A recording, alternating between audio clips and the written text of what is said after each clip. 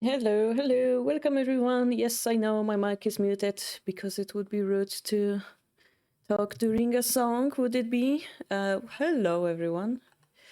Hi Pinok, hi Time Zombie. This is the Tsume you just uploaded.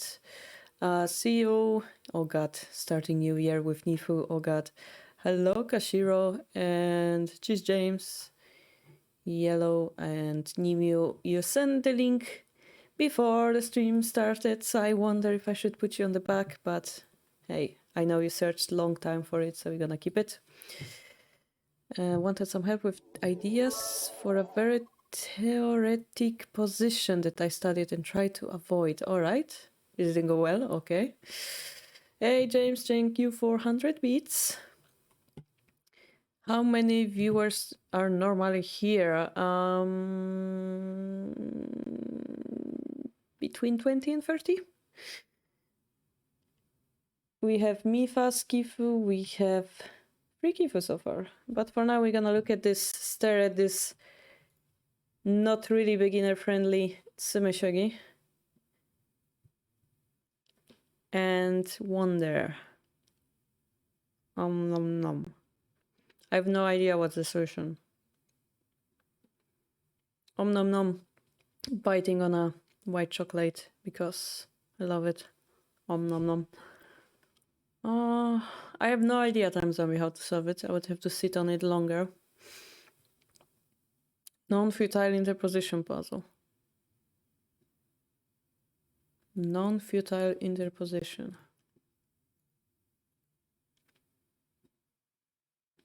So meaning there is an interposition that's gonna work.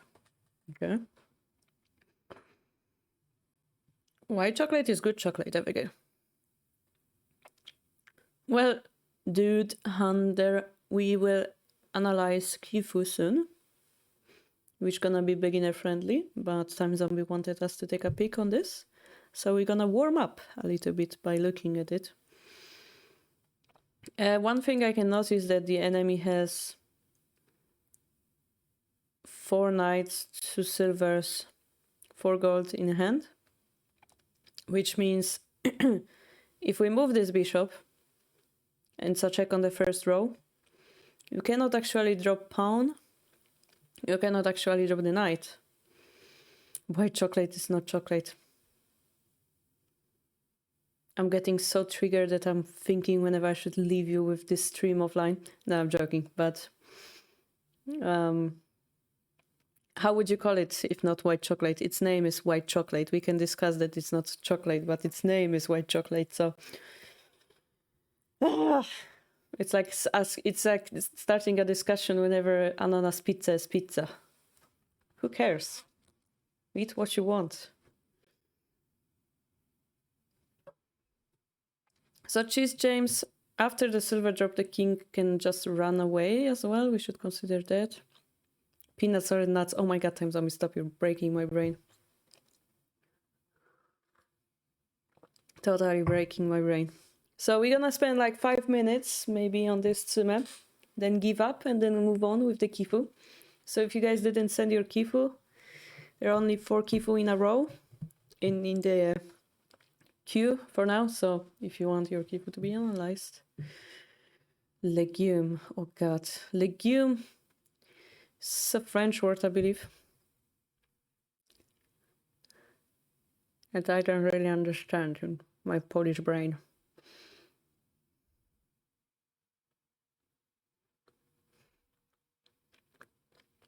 Yep.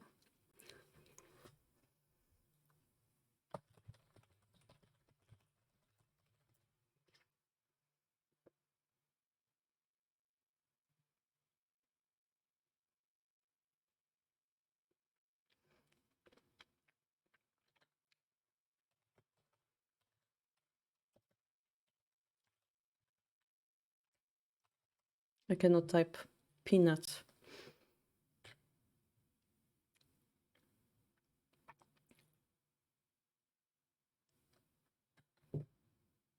So can you... So you can be allergic to something that's not actually a nut? It would be funny. Okay, legume meaning a leguminous plant. A seed pod or edible plant of a leguminous plant. I love you guys. You know what triggers me the most?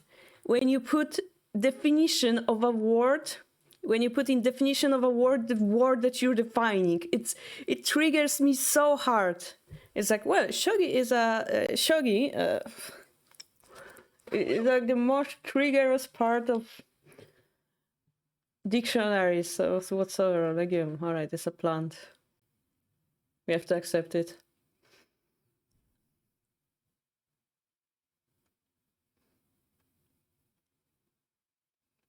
Yeah, the most famous just like game. Yeah. Mm-hmm. Right. Let me think 5 seconds more against this. About this. I'm not expecting myself to solve it. Considering there's a literal microcosmos in those in this collection.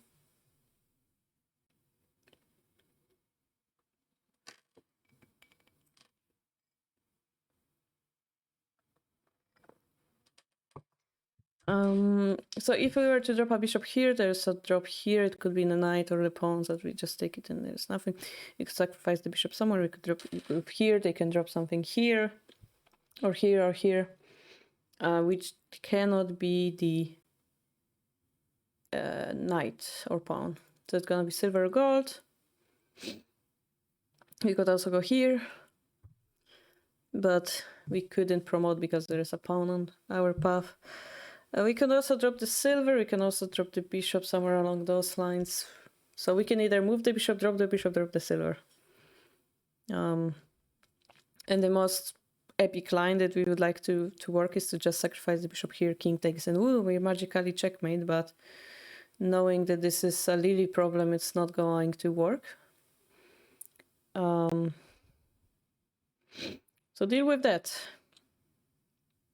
Yeah, it is the most forcing one, but it's probably not the correct answer because bishop, king takes, bishop drop, king up, and like there's maybe silver drop. And it's a checkmate? No, because they can go back here. So it's kind of hard to find a continuation for that, for me at least.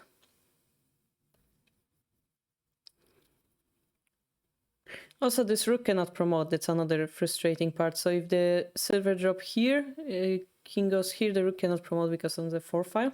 Hello, how do I read your name? Seyun, welcome.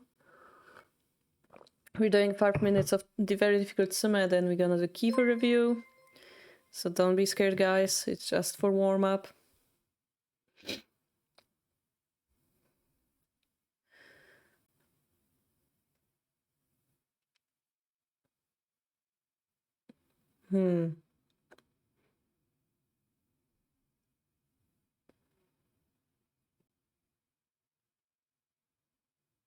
But yeah, most likely I won't be able to solve it. Wait, if we move the bishop here and they drop something here, and if we take it, they take it, it would be a checkmate. So if we go here and they drop and we take and they would have to block, it's like they wasted a piece and that would lead to a checkmate. So probably. So if we go here, they can drop here, is the same thing. So they have to drop here or move here. Now, if they move the lance, it's gonna be a checkmate. If they move the silver with promotion or not, it's gonna be complicated. If they drop something here, it's also complicated. And yep. But the thing that they can drop is either silver or gold. So potentially we're able to get a general to our hand. I don't think it's good enough. Chinchilla noise. So relaxing. All right.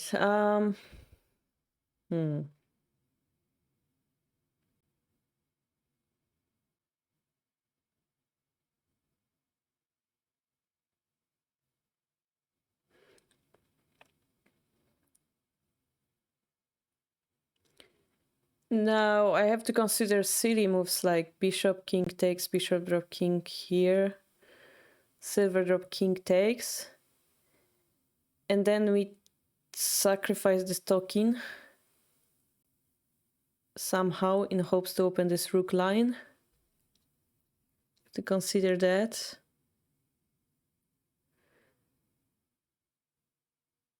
To consider some bishop drop, king goes here, suddenly rook check type of things. They cannot drop the pawn because there's pawn on 2-1 for some reason. But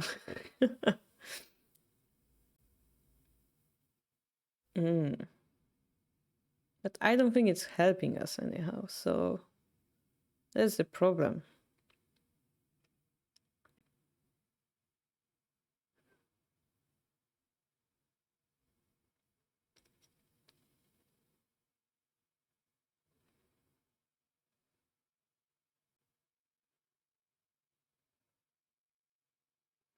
Bishop 1-9 is Cheese James' idea.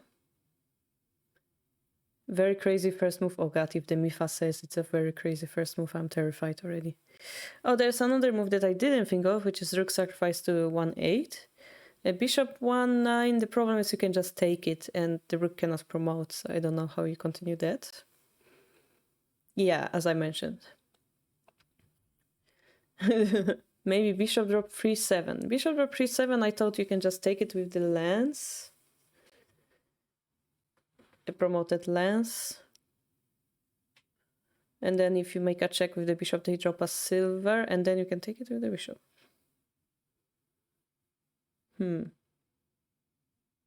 But then how does it lead to a checkmate? They would have to drop another general, because they cannot drop the pawn.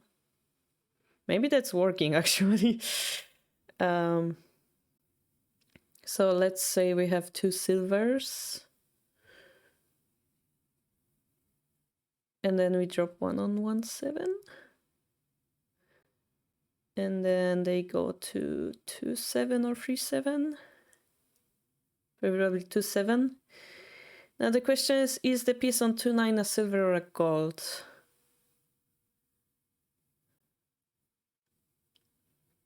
Yeah, there is a reason, yeah. Also, we will have a...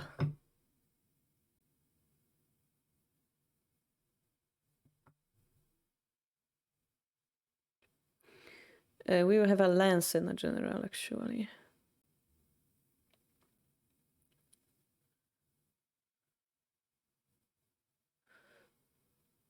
But that's not enough to checkmate him.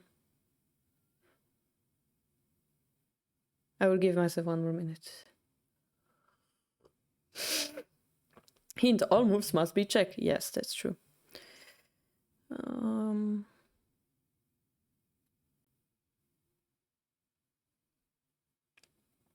I don't see it. I don't see it because if we drop the bishop, as Mifa said, drop it here, lance takes. If we move our bishop to here to take the lance, and then we take a piece here, then they retake. So we will have 3 pieces, right? 2 generals and a lance. Now the question is if it's a gold.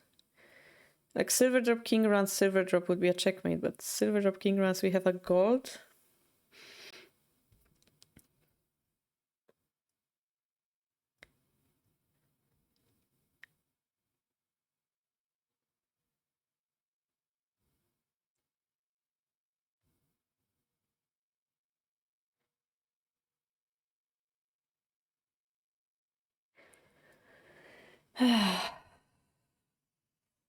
What do you mean try it?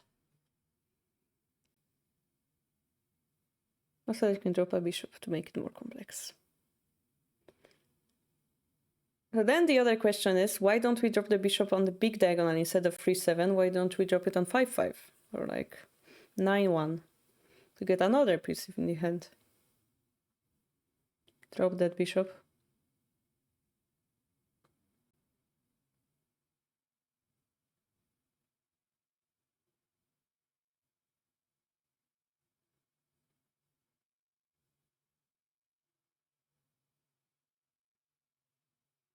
I mean,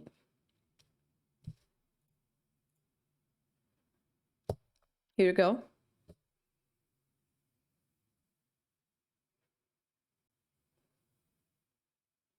Which also doesn't explain why 9-1 bishop wouldn't work.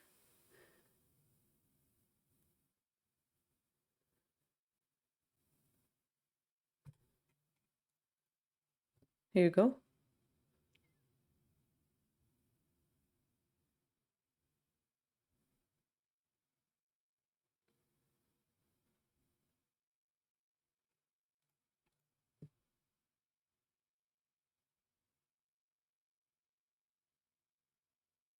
Yeah, but then you get another pawn in hand, right? Technically, that's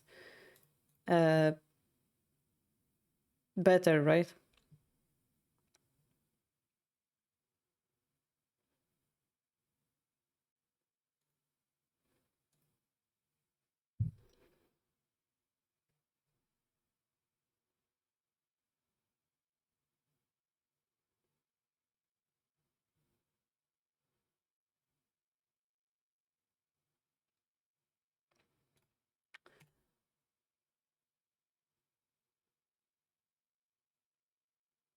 Pawn drop to 8 is Nifu. Ding, ding, ding, ding.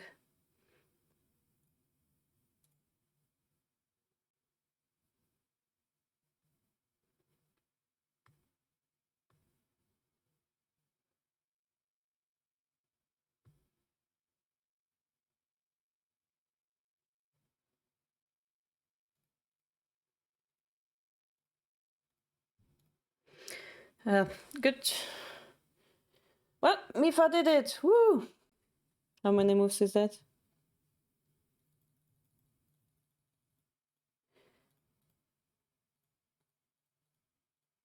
One, 2, 3, 4, 5, 6, 7, 8, 9, 10, 11, 12, 13, 14, 15. If I remember correctly, Time Zombie, the Redeem Tsume Shogi is max 15 moves.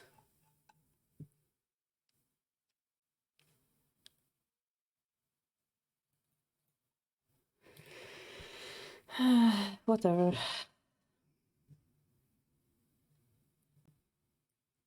Jen, please don't abuse your mod abilities.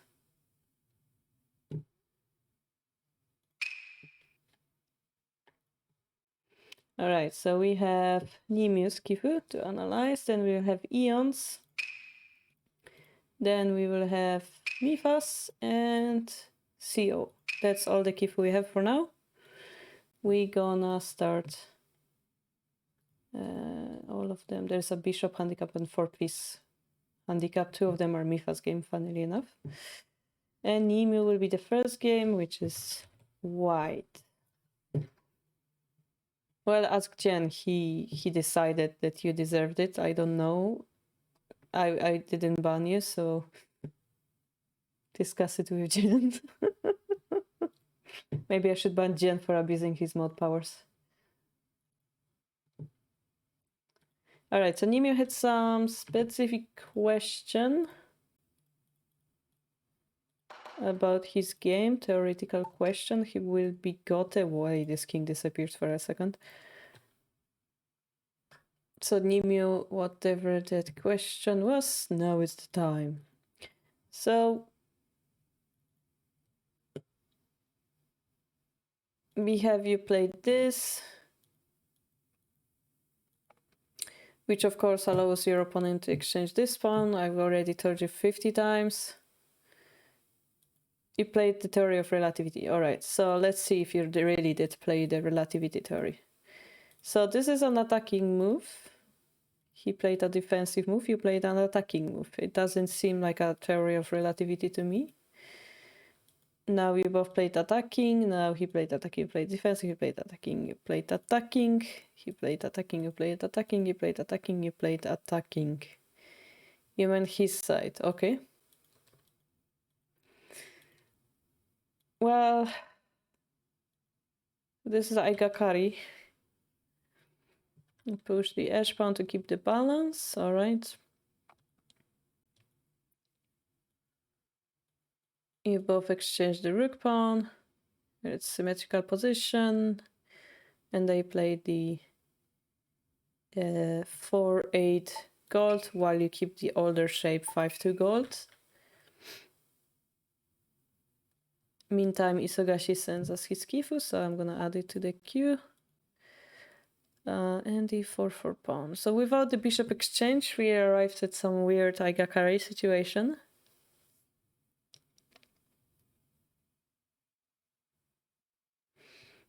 And now my main question would be, why don't we push it immediately? Maybe silver first and then push. But then the knight's head is weak, so... Oh, you did move the silver, right? Okay.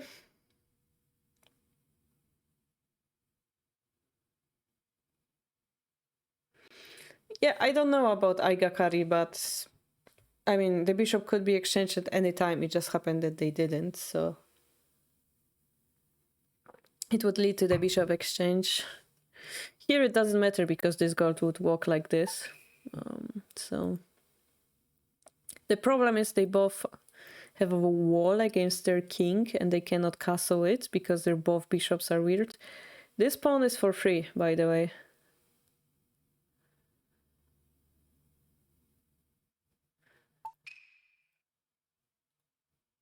This pawn is for free.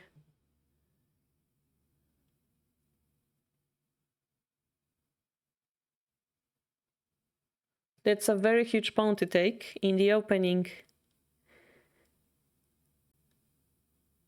for some reason, well, I'm interested in that reason. Hey, nobody. Hydrate, yes, sir.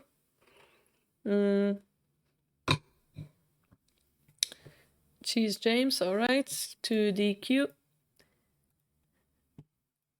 And so I just wanted to explain to beginner players, in the middle game or like end game, the pawns don't really matter.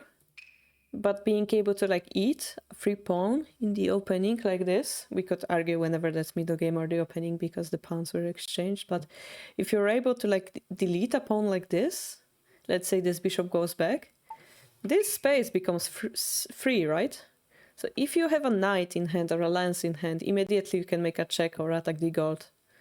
Yeah, how big of a liability it is to not have the roof. Yeah, so take your free pawns. Unless of course that makes the bishop, you know, like there's some crazy move with knight or something. You have to calculate that, but that's why I'm asking Nemo for a reason. What was his reason for not taking it? But generally it would be beneficial to take a pawn like that. Now this is attacking the knight's head. If we take, there's a pawn drop, so the opponent defends with the silver, forcing their silver into more defensive position, which is cool. We could also push this pawn here.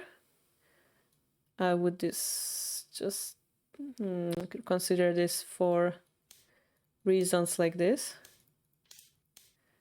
The problem is that they would take it with the knight, maybe? The bishop exchange would happen, and I'm not sure if that's good or bad for us. Yeah. Maybe we could take this pawn instead of taking anything else. They could play this. Maybe it would be like a fight, but I would try to consider playing this move. We could also consider like deflecting or taking this simply, stuff like that. Anyway, what Nimu played is target the other knight's head. So that's cool. The knight can escape though. And it dies to a pawn push, all right? So I think we analyzed a very similar method of attacking on our book stream, where we talked that this knight is good in certain situations of bishop exchange. It's good because it allows us to take a pawn and then we weaken this knight's head and make a fork with our bishop. The situation here is different. This bishop is not exchanged, it's very trapped by his own knight, right? So it's a perfect chance for Nimue to like expose, overextend this knight and capture it. Yes, it means to drink water, so I drank water instead of tea. If you ever hear my voice is going down, it means probably I have to drink something. So yeah, the knight came here, the king takes, which is very interesting, keeping the defense here. So we have a knight advantage, but our camp was to be destroyed in the effect. So Nimi is going nuts now.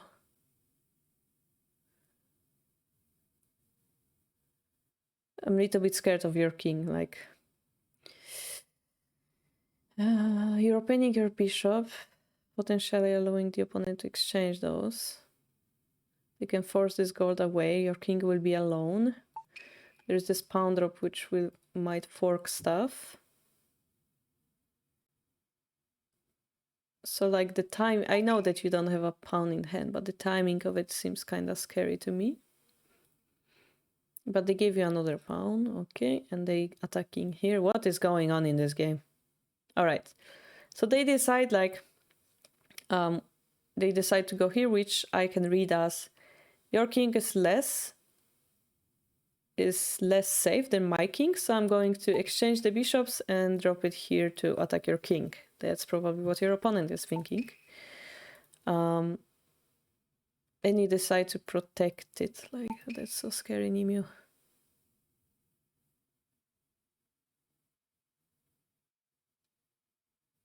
Just exchange the bishops. No. Yeah. This is very scary, Nimu. Like, what would you do after bishop exchange?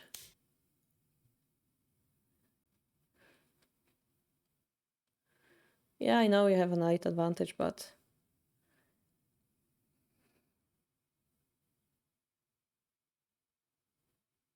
There's also this knight drop here. If they exchange and you take it with the king. Like, here. You took it with the gold. I don't know if the Nime is here watching or not. He's not answering my questions. But in that case, I will just continue analyzing. I'm gonna assume you're here. You're not saying anything. I'm asking questions.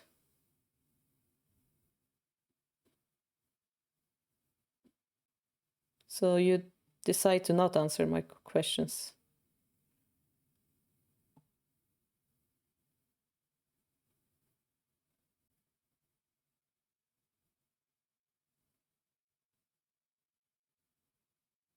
All right, well, I can talk to myself as well, sure.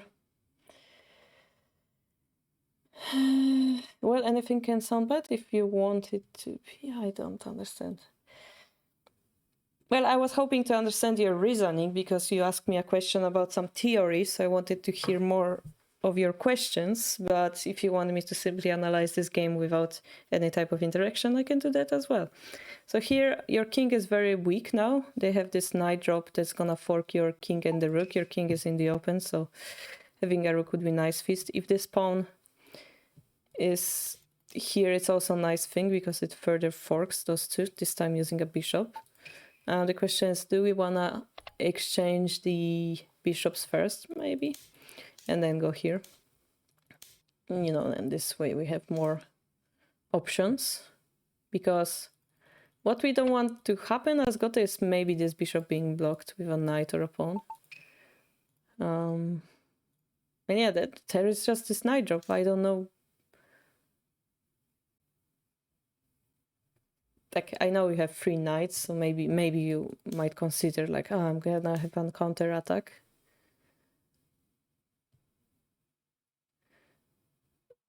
But then I would assume you can answer that question.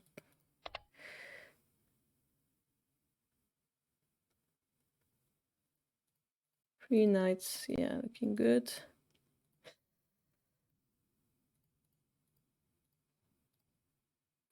Yeah, but in that case, I would prefer to exchange the bishops first, maybe to avoid that fork.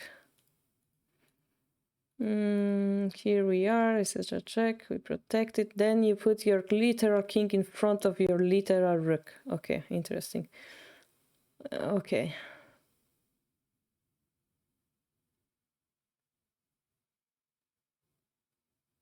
There is still the issue of this pawn drop. Yeah. This time the enemy's king, like this knight drop, looks very good for you.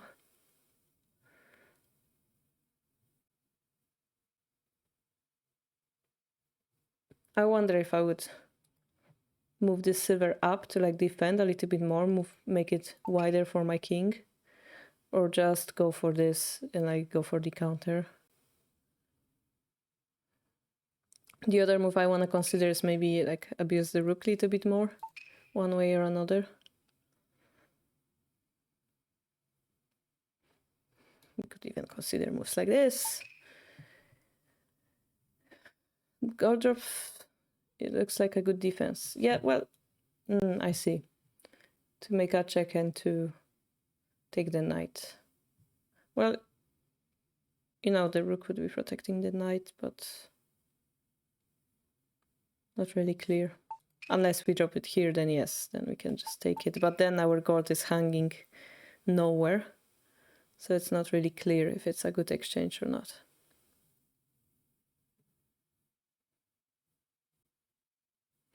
Sorry, I don't have much experience with Aigakari. Is Aigakari game always as dangerous as like this game? No, this one is particularly crazy. I mean, all shogi openings are, you know, dangerous, but like you have both sides exchanging this, which means they have power to start attacking. But also you see the opponent making early mistake. Yeah, it wasn't Yokofudori. It's like Yokofudori, yeah. It's Aigakari. Yokofudori means you take the side pawn, this or this one. It wasn't taken, so it's double wing attack, Aigakari. So this allowed Nimue to like expose this knight, and his king went to a very dangerous situation because he, like in shogi, in order to gain something, you have to lose something. So he gained material, but he lost his king's safety. Yeah. Here, he gained this knight for his king's safety. Yeah. So this is why it looks so crazy, and this is why this move looked aggressive to me. Yeah, because we exposed the king further, open our bishop line, and it's like going for maximum efficiency. But this allows our king to be attacked, yeah? So that's the follow-up of those moves. It's not the opening, it's the middle game that followed up that put Nimue's king in this situation.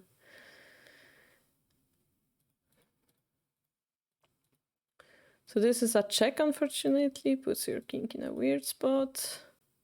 Oh, they did move the silver and they did defend. All right.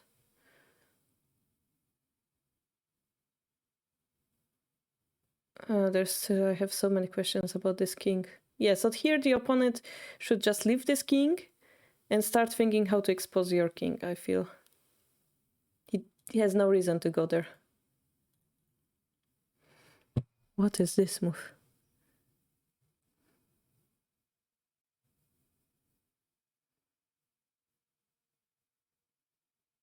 You could also just promote this pawn, I assume, and then drop the bishop here. It's the same, similar idea, but more forceful.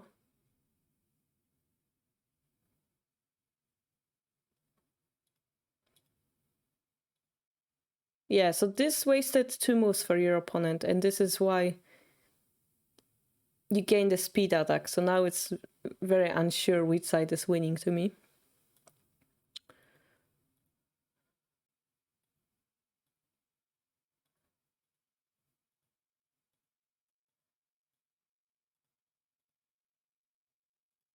Now here, I'm not sure if you see that there is a fork.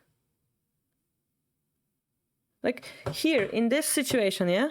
What are you threatening, yeah? You have a gold in hand. He's attacking those squares. And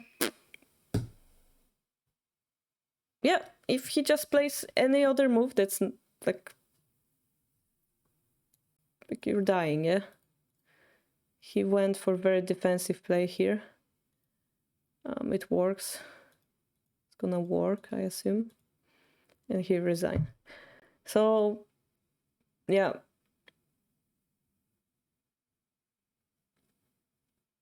I don't know what kind of advice would you like from me. You said something about theory that you wanted to discuss, Nimu. Middle idea was good, but then myself too exposed. Like, yeah, you found out that he has a weakness, but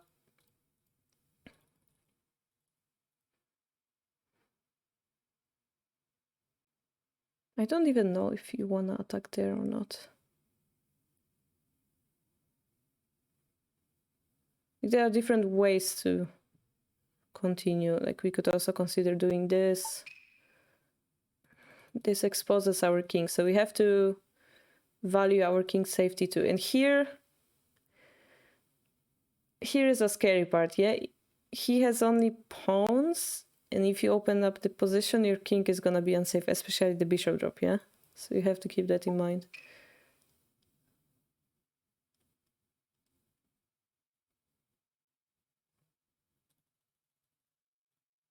So I would reconsider this position, and instead of opening battlefield next to our king, I would want to pressure his king somehow. Perhaps silver up. Pawn push. I'm really unhappy from this wall though. Since I do not have to worry about the pawns later, and then pawn takes 7-5 gold could go back. Which move was it?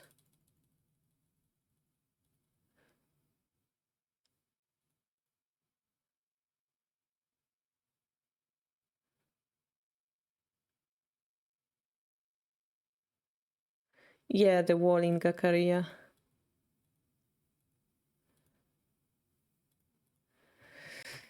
I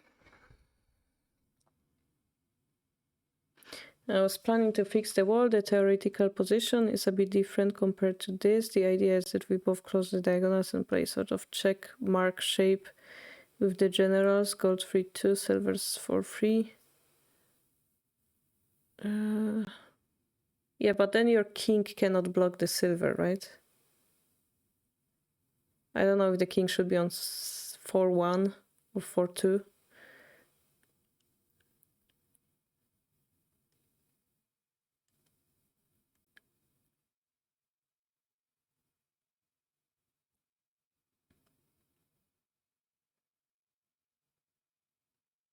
Yeah, in this game you played very Nimue, unlike aggressively, I'd say. Like here you sacrifice the solidity of your castle, right?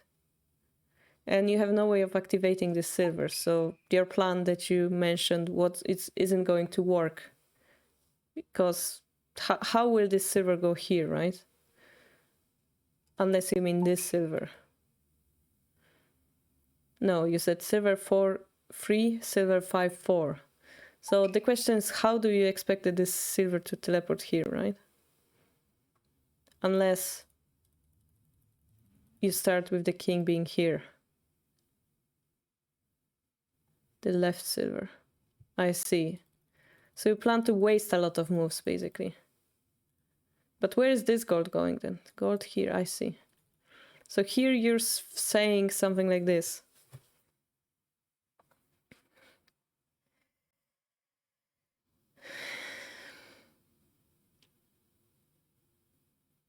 Was it bishop exchange or Argakari though?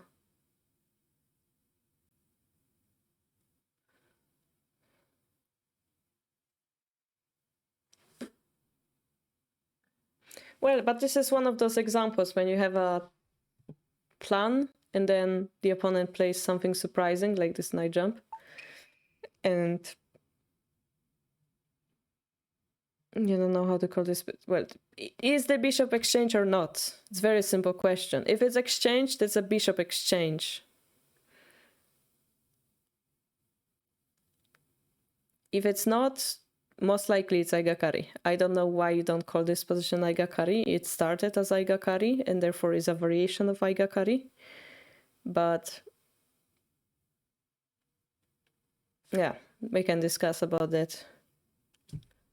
Maybe it's Nimyu Aigakari. Maybe it's a new type of opening. Well, it is double wing attack, right? That's what you did in this game. You didn't exchange the bishops, you allowed the rook pawn to be exchanged. This has reclining silver. Well, it's okay, it's a Aigakari reclining silver or something. Isn't Aigakari that both was bishop exchange? No. It starts... I mean, they can be exchanged, but I don't think it starts as a bishop exchange. Could be. But it starts at like this. Yeah, it could be freestyle. I mean, we can double check. Double check. I mean, if we Google double wing attack, I mean, you can clearly see that bishops are even closed in this, or open, which can become Yoko Fudori. And then rook pawns are being exchanged. This is the Hidechi variation from his video showing why you have to defend with gold. All of that. All of that. Those are like side, like traps, opening traps and stuff. So this doesn't help us. But basically this is Aigakari, yeah? And if you go to the game that we just saw, both sides exchange the rook pawn. The bishop, yes, the line is open, but it's still Aigakari.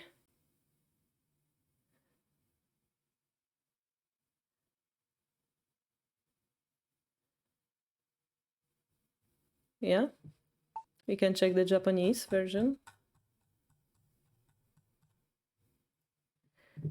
We can check Aigakari. And they have the Bogin Aigakari, right? They have this shape with the knight as well here. They have this shape. New version of Aigakari. Maybe this is what Nimio, this is the shape that Nimio was relating to. And this shape that has the silver on the right, reclining or not. It is Aigakari, so I don't know where the issue is, basically. Then, of course, you have different types of Aigakari. Maybe that's where the confusion came from. Clearly, they say Aigakari reclining silver, Aigakari climbing silver. They have different Kusarigamagin. They have this. I have no idea what it is in English. It has something like that. I don't know what it is. They have the twisting rook. They have Skada Special. And that's the newest version of Aigakari. He got one of the newest version. Yeah, then this, for example, here you have, yeah. Where did the bishop go? Yeah, type of shogi. My Japanese sucks, thank you very much. I can read some shogi books, that's all. I could go to the shop, have a conversation with a cashier. Reading novels and stuff, it's too difficult. I could pretend I understand manual or like difficult books, but if I compare it to English reading speed, it's far, far behind.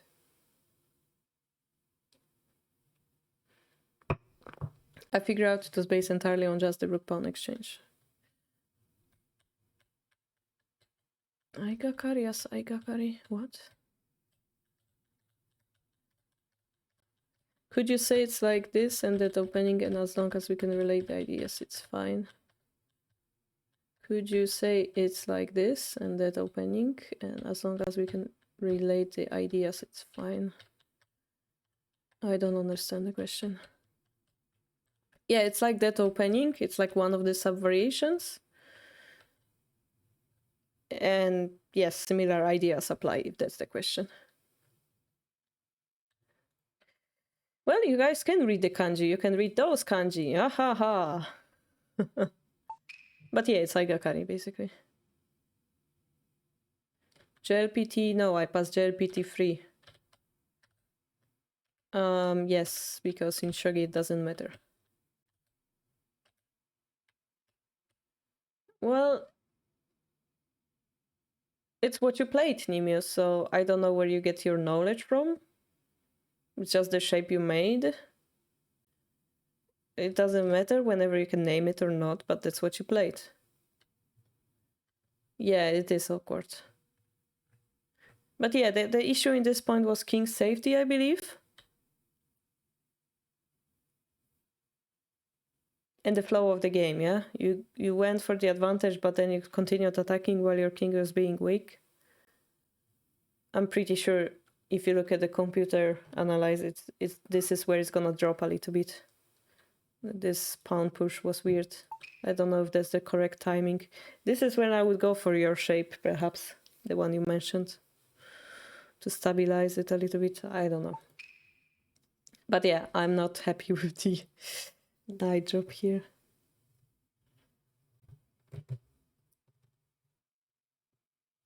And yeah, the bishop drop looked very interesting. But I think pawn promotion was more effective. This position. Here. Because this is more threatening, yeah? And then if they take, you get something in exchange. All right. So that's all for Nimio. He will continue gathering the mysteries of reclining silver of Agakari. And then we're gonna go to handicap game, actually. A bishop handicap game. Sent by yellow, I think. Yellow or Mifa was it? Doesn't matter. I'm gonna put them both. Bishop down, so this is Ion and there. You send it. All right, so we're gonna watch it from your point of view.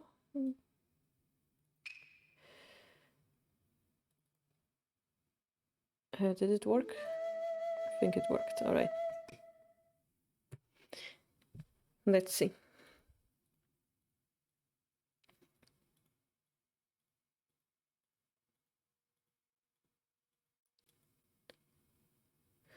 So we close the bishop diagonal immediately. Going for castle. Snow roof was it? But then the question is, where do we use it? Yeah. And how do we use? Okay. Okay. Scratch that. We're going for opposing rook. No worries, Nimio. It's just that I had headache to begin with today. Today is a hard day for me. I'm proud that Mifa said after the game that he couldn't find mistakes in my opening, however he outplayed me and turned tables brilliantly. It's the usual Mifa magic that if you give him even a single chance, he will exploit it to the maximum. I hope you enjoyed this game. It was really fun, even though, spoilers, I eventually lost. Well, spoilers, 81 Dojo unfortunately always give us spoilers by coloring the name of the winner of the game. So you went for Silver Crown, and the reason why, guys, don't do it in normal games, the reason why it's possible to play those two first is because Mifa has no way to attack. Normally, if you see your opponent build the castle like this, you want to exploit the fact that the king is in the center and attack it before he's able to go here, né? But this is possible because it's a handicap game. It's kinda weird. But also because we're doing it this way, even if Ion had a chance to attack, he will be more reluctant to do so because the king is so unsafe. This, of course, doesn't apply to bishop exchange. This applies to opposition, yeah, swinging versus static rook.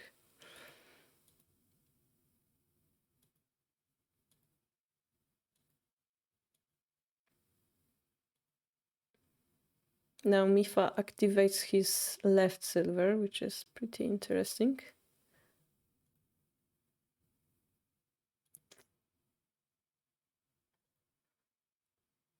Mm-hmm.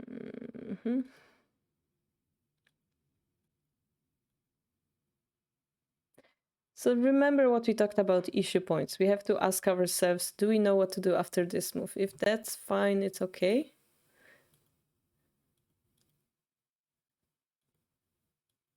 Okay, we force them back, we activate the bishop. So yeah, we are back to the question, how are we going to use this bishop to our advantage? Yeah, we have a bishop advantage. We have to make sure it's more active than the opponent's pieces.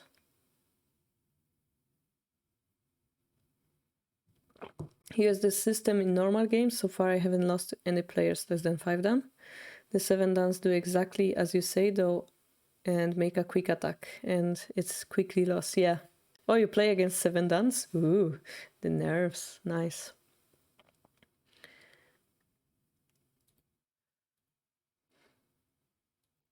All right, so yeah, so you took the vanguard pawn and now Mifa is trying to get a pawn in hand. Yeah, this is how shogi works. You want to have some pieces in hand so that you can use them somewhere else.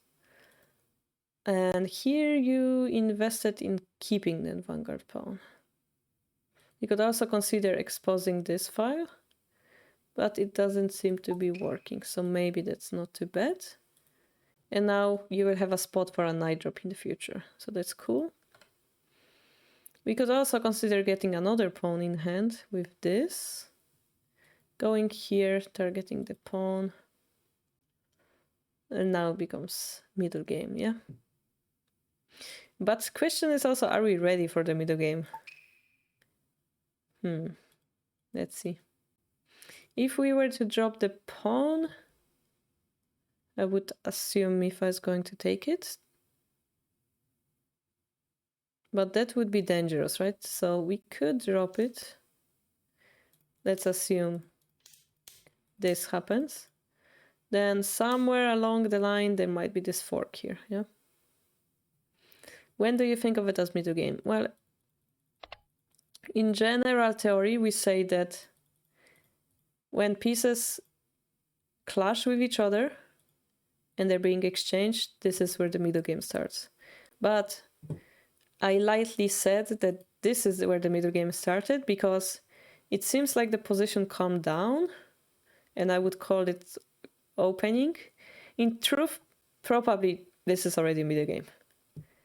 The reason why I called it middle game is probably I meant the fight is going to start like seriously this time. So Ion went here and then Mifa took the vanguard pawn. So he got it back from you. Of course, it's not maximally bad. You still have 2 pawns in hand, but you can see how much more beneficial it was to have like investment here. So my question would be, should we consider this move? Yeah.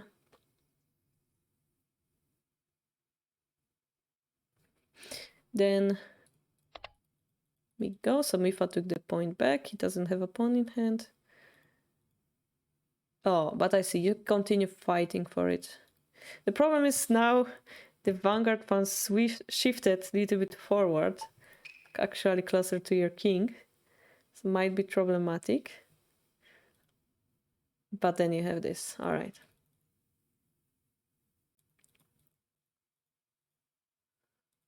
So you got a gold. Yeah, that's very good. My question would be, did Mifa consider that? Is he's clearly valuing those 2 pieces more than his gold, yeah? Why? Because those 2 pieces are closer to the king, where this gold, well, it's paradoxically fine to be taken. Of course, that's a good thing for you to get free gold. And now, because of the tempo that he got, he's able to counterattack at the head of your king, yeah? So this is a sacrifice that we also do in normal games. Give the opponent something to get something in return, yeah? This type of thinking appears often in Go. It works in Shogi as well. Here, exchange material for tempo.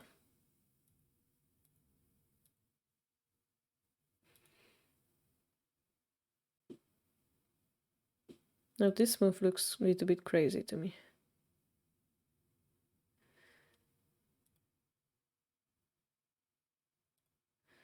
Like, we could take it, and if it's taken, we take this, and we're very safe.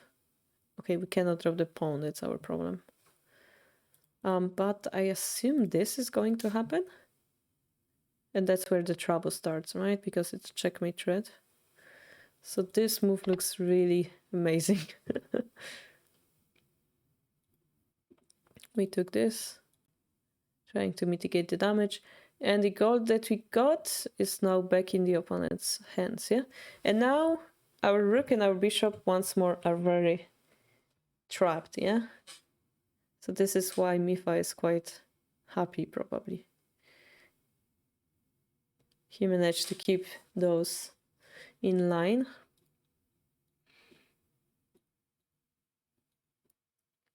The knight drop, okay, knight drop, I see.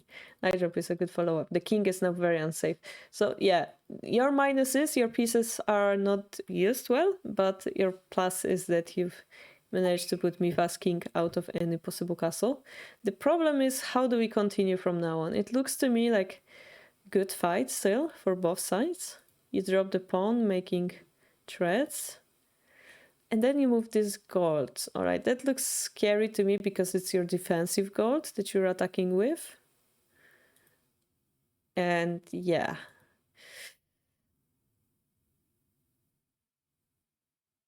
It's a defensive gold. So yeah, like if this piece is not here and this piece is not here, we'll have knight drop, we will have pawn drops. Moving this gold, trying to activate the rook is one way. The bishop is kind of trapped, yeah. If the king was still here, I would try to consider attacking here. Okay, let's consider what's important. This gold drop actually drops the rook, blocks the rook, so we're happy. We have a silver versus, actually gold versus knight advantage, if I'm counting properly. So we're quite happy here. I could consider activating this silver, maybe. Like, what can your opponent do? Drop the knight, drop the pawn.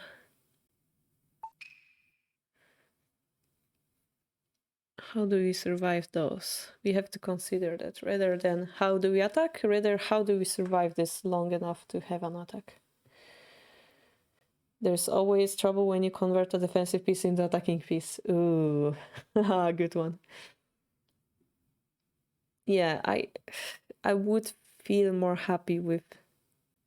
I could consider something like this maybe as well, I don't know. But does take too many moves, yeah? Would push this pawn to not allow knight drop. The problem is the pawn drop is going to happen. We take it, this knight comes in.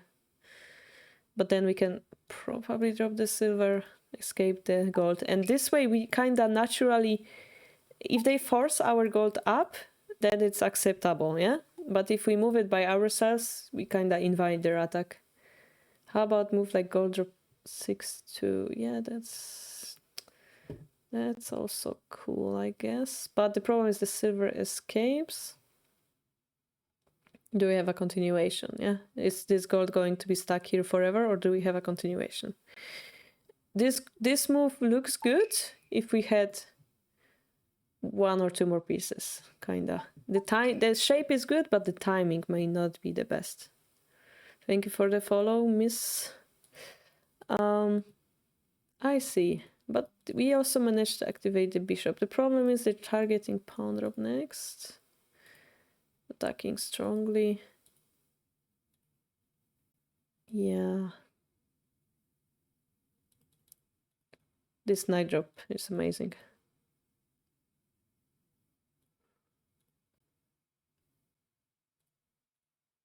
It's a good fight though.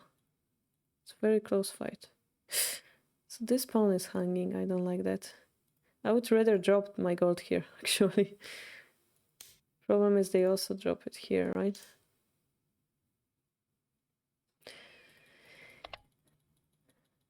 All right, so it's all about the pressure from now on. Gold drop 6-2, 5-5, gold drop 5-5 instead of pine 5-5. You mean here? Interesting. Yeah, that's interesting. Because we keep connection to this pawn. That's the our attacking. Okay, so what I wanted to explain. Shogi is about pressure, yeah? So the pressure you're now accessing over your opponent's king is this pawn. And if that pressure disappears, you see how Mifa deletes the pressure on his king. If that disappears, you're gonna be off. And this is why the move that you mentioned is good, because it keeps defending that pressure point, yeah? So I just connect what you said to what I was thinking so that people understand why this is a good move, yeah? Now, of course, if we take it, drop, then the silver drop is going to happen. And if we exchange this, the bishop can promote. Just to make it clear, yeah?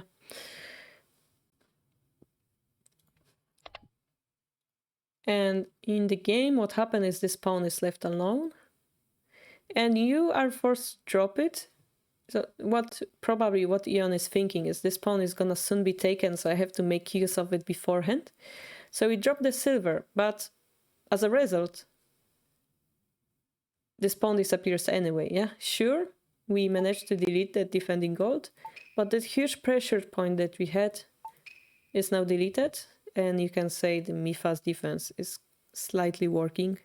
Although, yes, his king is still exposed. Now his rook is open. So that's our main concern. And here you're out of pawns. So that's the problem.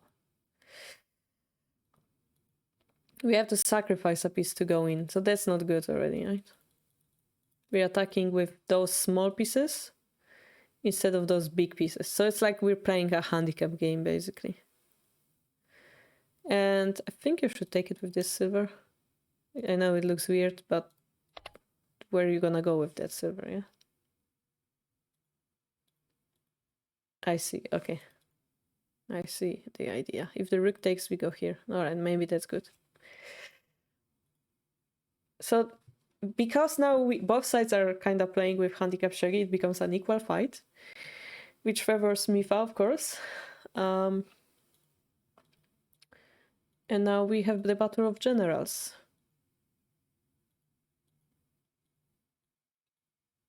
So the advantage that you had basically disappeared, yeah? Although the fight is good still.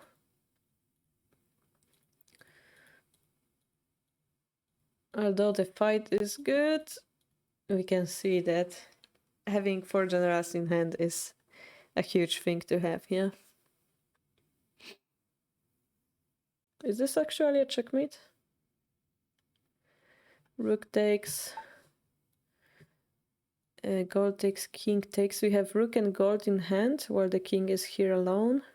We drop the rook, and then we drop the gold on the bottom. If the king runs to here... Am I missing something? If the king runs to here... No, okay, we drop the rook here. Here, to avoid that from happening, yeah? I mean, we can do this, or we can simply go directly this, and it's gonna be checkmate. So let's summarize. We start with bishop handicap, and the main question is how do we outplay our opponent so that we utilize on that advantage. Mifa gained the vanguard pawn and moved it to the 4th file while keeping your pieces in check. Yes, he lost material, but he got a huge point attack on your king. Paradoxically, there's only one big piece active in this game, and that's not your piece. So you kept a good fight. You got a nice, again, vanguard pawn, yeah?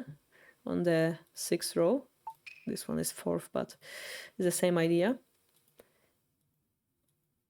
Mifa releases the pressure, and yeah, the gold drop to keep the pressure was the good idea. Here, the pressure gets released. The fight continues, but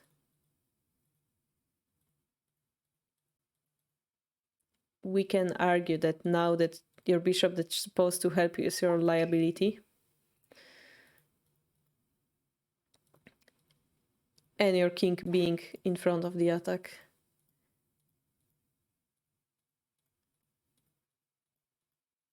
That led to your demise, right? His king was much wider in the end.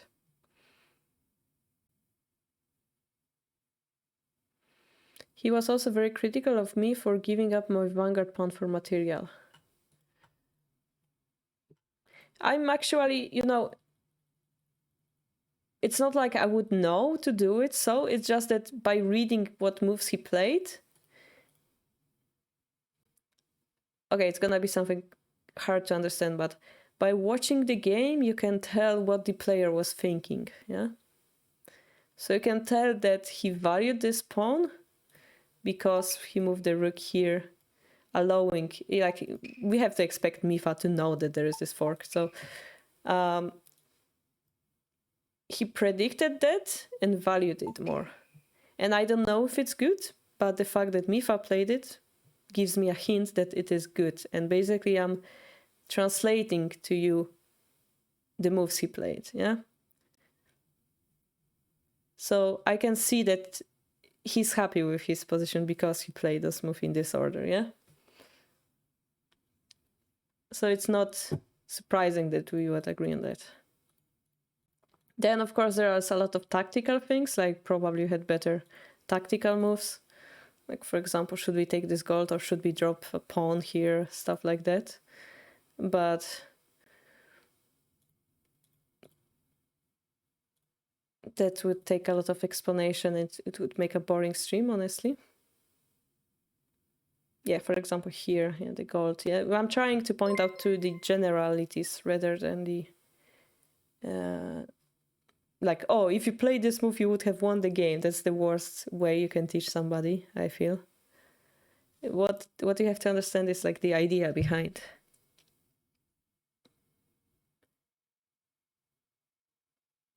Yeah, like we can reveal, like, I don't know about pianists, but you can tell if the melody is sad or happy.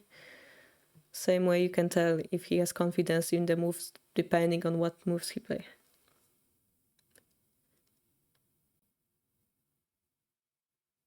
Alright, thank you, Hello. Good luck on your journey. We're gonna go next to another Mifa's game. Maybe Mifa, if... Wait, how many... Everybody played... Okay, guys, I have to show you this. We started with Nimiu, then we had Ion Grey playing Mifa, now Mifa is playing again, then we have Sio that's playing Mifa again, and Sio will be playing Isogashi again. Somebody can notice a pattern here? There is a certain pattern here. Alright, because we just saw Mifa's game, I'm gonna just... I assume this is the one that Mifa sent. We're gonna push it a little bit back. There's another game by Mifa right here. So maybe we can watch it. I just don't like this. It's so many moves. We're gonna watch it quickly. 4-piece handicap, alright. What's the pattern? Well, the enemy... Like, this is sent by Sio. He played with Mifa. That sent a previous Kifu. Then the next Kifu sent by Isogashifu. He plays against the previous player, which is Sio. So like all the Kifu chain into one person fighting with the other who sent the previous Kifu, you know? It just chains beautifully today. You can see who's the most active in the harbor. Alright, let's go Sio and escape. And it's 4-piece. We're gonna do it. Today we don't have this many kifu. Maybe I can do it slower. Maybe I'm too quick. But also this is quite a long game, so see how usually you want to push this pawn first, exchange it, rather than put the silver in front of the rook, unless you're going for the same thing that Ion just did. No, okay. I already can see where this game is going. Oh gosh. So the handicap games is basically question like, how do you gonna sabaki those two pieces? Or how do you gonna exchange them to allow you to continue attacking this king? So you want to make them active. What yellow did, what yellow managed to do, unfortunately, was to block his big pieces. So we don't want to make the same mistake. And usually putting a piece in front of your big piece is the first step to block them. So I would recommend to exchange this pawn first. And if you're gonna go for climbing silver or something, sure, do it later. Of course, you can do both at the same time, but then you push the pawn first and move the silver. Now, but from what you're doing, seems to me you're going for castling. And again, this pawn blocks this bishop, so it gives me wrong feeling. How do we keep those two open, yeah? This is not a bishop, yeah? It doesn't help it. Now, finally, we open the bishop, yeah? The most important move that you should have played was played the last, kind of. Now we're going to castle, but again, it's blocking our rook. Now we open the rook line. And the question is, what we're gonna do? So clearly we want to put the king here, move the rook there, and close the hatch, yeah? That's what I expect of you now.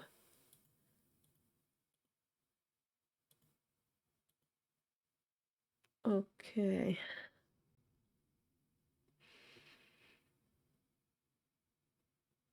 So we're going for edge attack.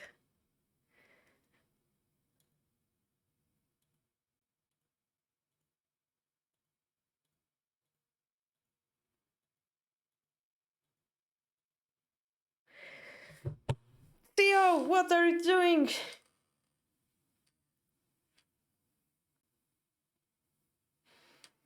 Ah! So that's the typical thing of, oh, that's not the Joseki, I don't know what to do type of. So the Joseki, guys, Joseki is like standard moves that are supposed to activate your pieces while keeping your king safe. But there are those general rules that you can follow. General rule number 1, take the 3 pieces. Unless it's a trap, but take 3 pieces. General rule number 2, keep the king and rook apart. General rule number 3, castle your king. So the king should be here, and the rook should be apart from the king, so it should be somewhere over there. Apart meaning it should be on the other side of the board, yeah? Why? Because if we start moving those pieces, they're gonna get exchanged, those files become open for drops, and it becomes dangerous. So we wanna make sure the king is as far away from that side as possible, yeah? Now, yeah, it kind of looks weird because the king is here. We cannot break through because there are 2 defenders versus 2 attackers. Yeah, 2 attackers, 2 defenders. Cannot break.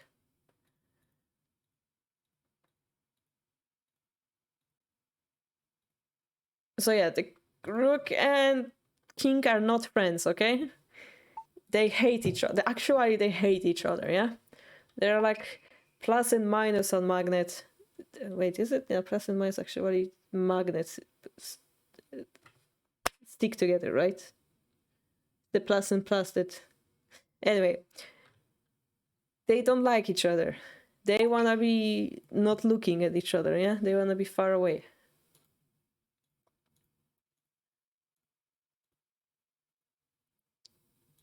Just give a free silver. It's a free silver. No, there is the rook. Never mind.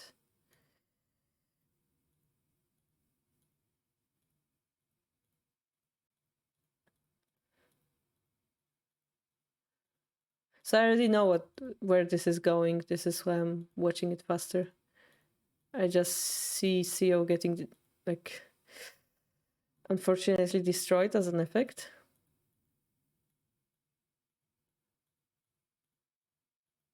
But we're still fighting. We're still fighting. The entering king is happening. And checkmate. Yeah, so if you break the shogi patterns or the general rules, it's gonna take a revenge on you, yeah? So because the king is so close to the rook, few moves ahead, we can block that rook using a knight. And it's a check, so it's a very forceful one, yeah? That's the result of king being so close to the rook. We can attack them both using one piece. That's not good, yeah? The king is being attacked strongly. We have to like continue investing defensive move because the king is not safe, yeah? And we had no idea how to create an attacking shape. So we have no good way to attack this king. And now everything that's happening is already too late because those two pieces are not cooperating together. It's only a matter of time for Mifa to like capture you.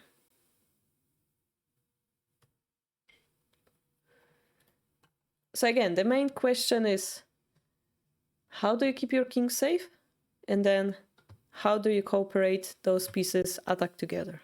That's the opening question.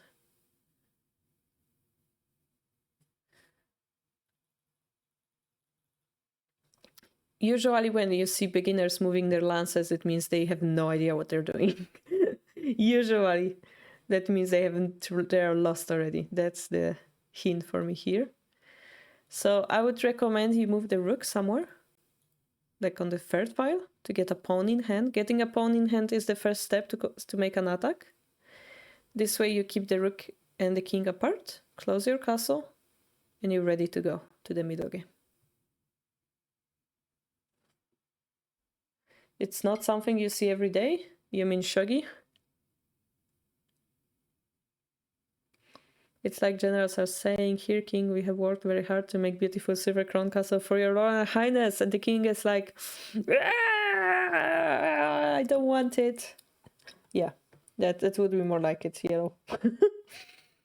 All right. It was a quick opening overview for CO. Next, we have another CO game, this time with Isagashi Fu. So it's a normal game. CO and Isogashi.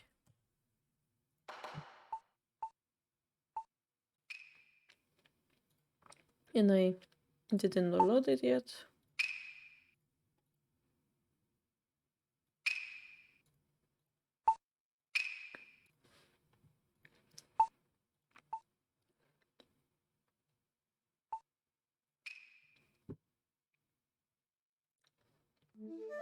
All right, so this time we're gonna look at Isogashi's point of view.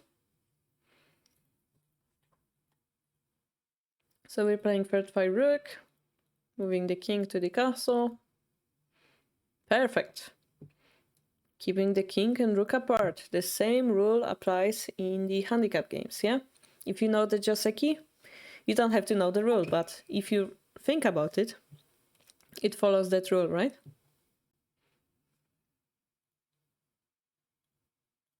Now the middle game starts abruptly. Suyo is trying Takada style.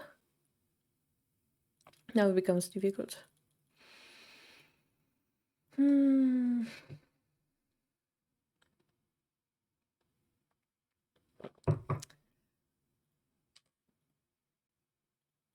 So yeah, this gave your opponent a free move, yeah? Compared to this, if you play another move, as in here you play another move, yeah? The silver is already here, so they kind of gain a move. Takada. Takada is the name of professional player who invented this. But then CEO decided, no, I want my silver here. Okay, so you didn't waste that move in the end. Here we have to be careful of a bishop drop. Then we go back, should be fine, but it's like hard to capture the bishop later. I see, then the move you go gold, then you capture the bishop, then it's fine, yeah. If we are aware of it. Now there is a bishop drop, because you have no way of protecting the pawn. So the best like balanced position for the static ranging rook to have against bishop drop would be either to have this gold here or probably move this opposing rook. The problem is this line is open, so you have to be careful of that. You decided to open the middle pawn because you thought the opponent has too much power there. So you would have to be aware of that. Yeah, generally we don't like to attack from the castle side, and there is still the bishop drop. Ooh. And here is another rule for you guys. You generally don't want to attack from the castle side, yeah? Because as I said, it raises the possibility of exchanging pawns and making your king unsafe. So for example, if CEO decides to attack here and immediately drop the pawn in front of your king, then they're gonna take this, you'll have trouble deleting the pawn. It's a very often used tactic against Mino. If you manage to get the pawn in front of the king, it's virtually impossible to delete that pawn without having some sort of loss. Yeah, there is also a saying to not push the fifth pawn. There is, as because of this bishop drop. Yeah, CEO, so there was a bishop drop here, yeah. Especially when you see the bishops being exchanged, you have to make sure your camp is secure, yeah? But yeah, Isogashi, you played this move, which is more horrible than missing the bishop drop. Playing this move is so horrible it loses you the game, basically. If CEO were to expose it like this, your king is basically like, please punch me in the hand, basically, type of situation.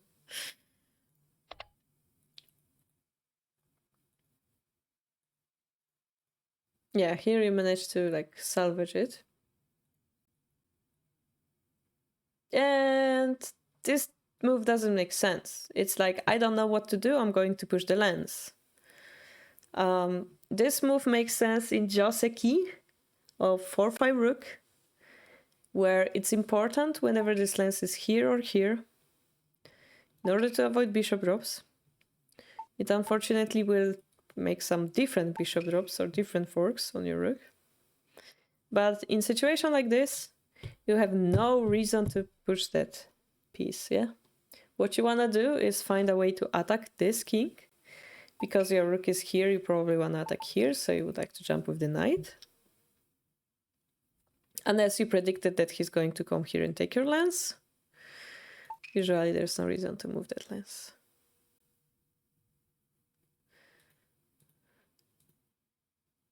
And now you're opening the line for the enemy bishop while not being able to use the knight on the right side anymore. So that's unfortunate. Now you're dropping the bishop that's going to be weak on its head. So immediately your opponent should push here and kill your bishop, Isogashi. Yeah, I know. I know what you're thinking because I was there. I was there as well when I was a beginner. I was making those moves as well. That's why I know it. So yeah, you have a beautiful castle. You need to find a way how to cooperate, how to attack together with your pieces. Yeah, so the easiest way is to attack this square, yeah, with your rook and the knight. Now this silver won't be able to help, but that's an opening mistake, perhaps. But yeah. Now, yeah, if you guys ever see a bishop like this, The weakness, always. Bishop's weakness, knight's weakness is the head. Yes, exactly. So just pushing the pawn makes it basically dead whenever you take it here. Probably take it with the lance, yeah. You see how dead is it, yeah? We can take the lance, continue attacking. Like, this king is so sad away from his allies. Then we could drop the lance to continue attacking here, stuff like that. And yeah, I've talked something about king and rook being apart, but this strategy is kind of different. And I cannot explain easily why. Oh, wait, you did attack the edge.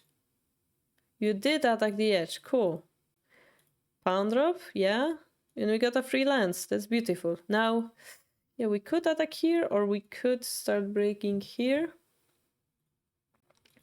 The cool thing is that if we start breaking here, and we do something like this, and if they drop the pawn, this bishop is dead. That's the cool thing about this bishop for CO. Problem is maybe they can move the rook here to exchange them. But then, you know, it's fight is a fight, yeah? The king is very exposed. We can then promote the bishop. The problem is our king is exposed as well. So we can consider doing something else. Like dropping the lance. Here CO Isogashi could have tried to defend more, but now we have two pieces that are weak on the head. So maybe the lance can promote and then it can be further exposed.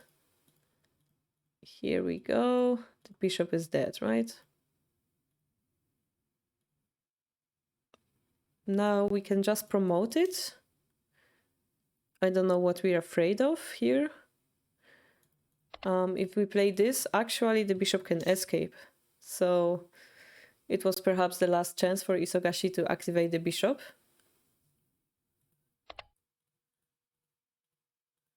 Now this silver is going to be stuck here forever.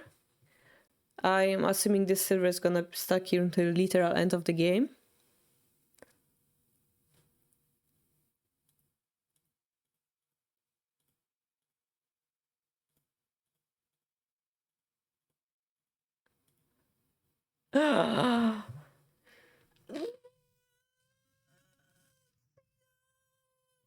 And yes, the silver was stuck there until the game end. Yeah, why?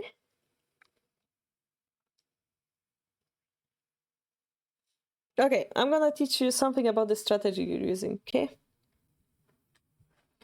The strong point about your strategy is that your king has a lot of space. Different from any other castle. Isogashi, I will teach you something about Japanese spirit. You don't say, whoa, GG, easy. Now you say, arigato gozaimashita, and then you move on because you respect your opponent. You're not a D person. You respect your opponent. You know they did their best, and you hope to play them again. Yeah. You were being destroyed so hard in this game, Isogashi. Don't be so happy. Nifo from CEO. Yeah, so CEO, because, let me just, yeah, because I know what you're trying to do. You're trying to defend this king as much as you can. But even if they make this token, you can just escape here, yeah? Look how much space you have, as long as you don't give the rook, yeah? That's the strong thing about your castle. So around here, I would recommend that you promote your rook to escape like any influence of the token whatsoever, or the lance. Let's say they play this. And then you can start surrounding that king, yeah? And here you maybe can play moves like this to attack the gold. They're gonna try to go here. And then, CEO, what do you do in this position? What do you do here? There are two correct moves. One being cooler than the other. Well, Isogashi. every time you do Nifu, I'm gonna find it and I'm gonna show it on the stream and laugh at you. How about that? If you wanna be the bully, I'm gonna bully you. Stretch! Chinchilla noise. Wait, I have a chocolate. But it's not a real chocolate. That's weird. No, say it then. No, cooler. Go cooler. Cooler, cooler. I know it's upside down, it's confusing. But it's the training we're doing. Go for the coolest move ever.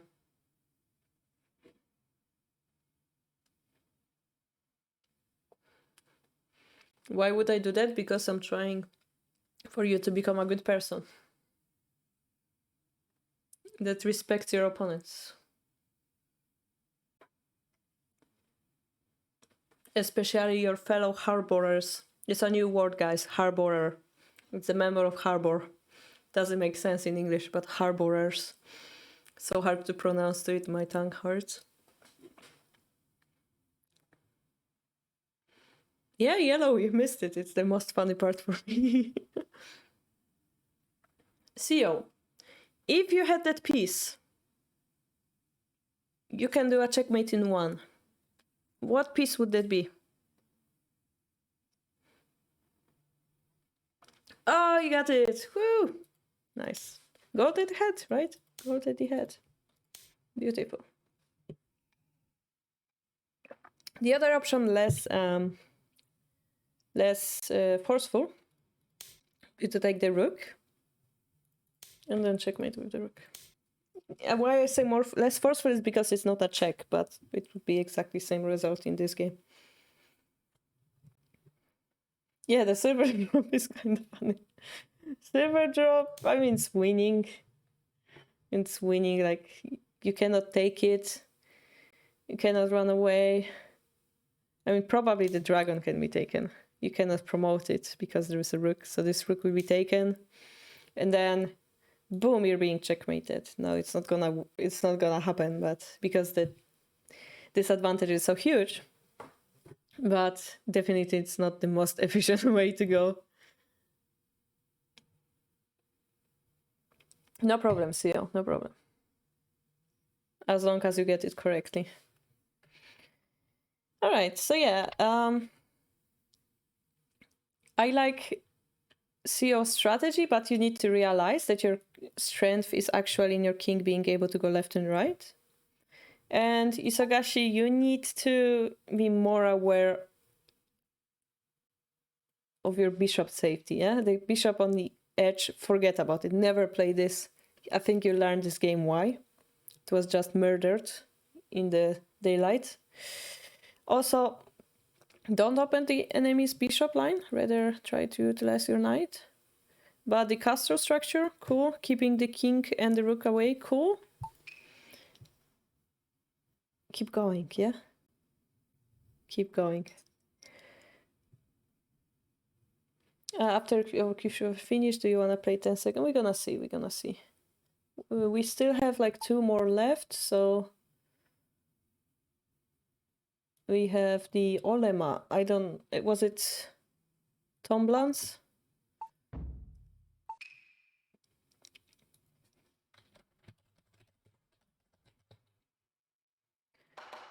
No, Cheese James. All right. Didn't Tom also send a Kifu? Did I miss it? I thought Tom also sent. If I missed it. You don't have it. Okay. For my game Olema, I thought I lost track on the attack and over-sacrificed a bit. I was happy to have initiative, but I think I missed 1-2 critical moments. At the end, I was still happy because of king positions. All right. Let's see. So you play third 5 rook. You exchange immediately, and here, perfect. Perfect. So your opponent made a mistake. They allowed you to take this pawn. I think I mentioned it on the last week that 2 bishops in the opening are better than 2 rooks. You lost on time. Oops. Theo, I think we watched 2 of your Kifu already. Yeah. Here you can see that we get a pawn for the rook exchange, yeah? So that's cool. If they take... Okay, so what happens? If they take, we have bishop promotion guaranteed, so we're better, yeah? They didn't take, so we'll have to go back here. No, here.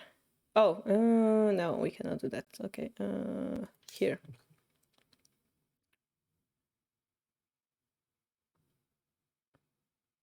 I think I would go here rather. The reason is they can exchange and then drop it here. But no, we can protect this. It doesn't work. All right. Guys, give me 5 seconds. I will be back.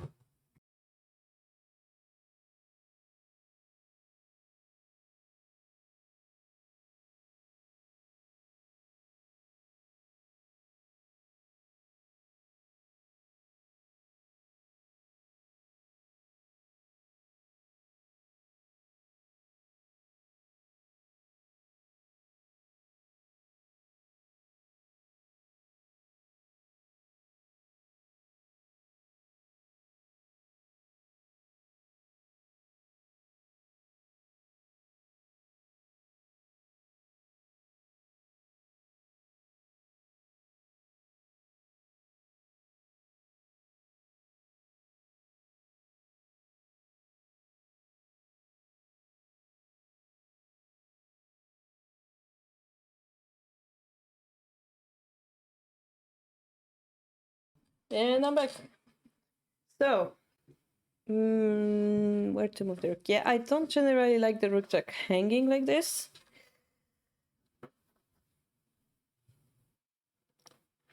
Bishop 5-5, you can still drop the bishop here. So we're attacking there. If they defend, we can go here. We switch retaining this move. If they drop the rook, no, they're gonna trap our bishop. But yes, I think if we're afraid of that line, this might be better. This drop is survivable, as we established, so I have to agree with you that it's good enough. They can probably force the same variation on you if they play the knight. You will be forced to go back. You cannot go here because of the knight. So this way they will develop the knight. And now where you go is the question, yeah? This bishop drop is going to happen whenever you want it or not. If you go here, this bishop drop is going to happen, right? If you go here, well, this time this you cannot protect because the knight is here. If you go here, maybe that's fine.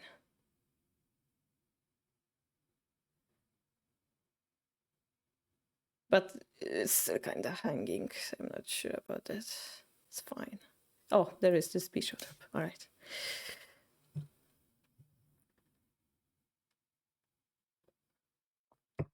Yeah, so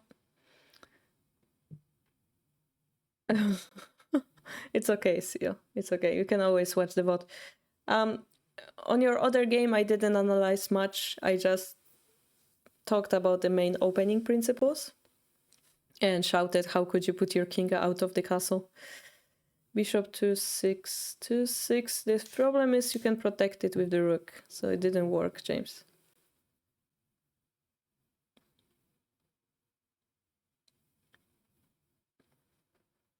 Yeah, in that case, it doesn't work. So yeah, I would prefer here probably. Because of the knight jump, let's say. Of course, okay, we prefer to move the rook now, yeah. We could not move it still. But if you want to keep it, we want to keep it. Now they're threatening the bishop drop.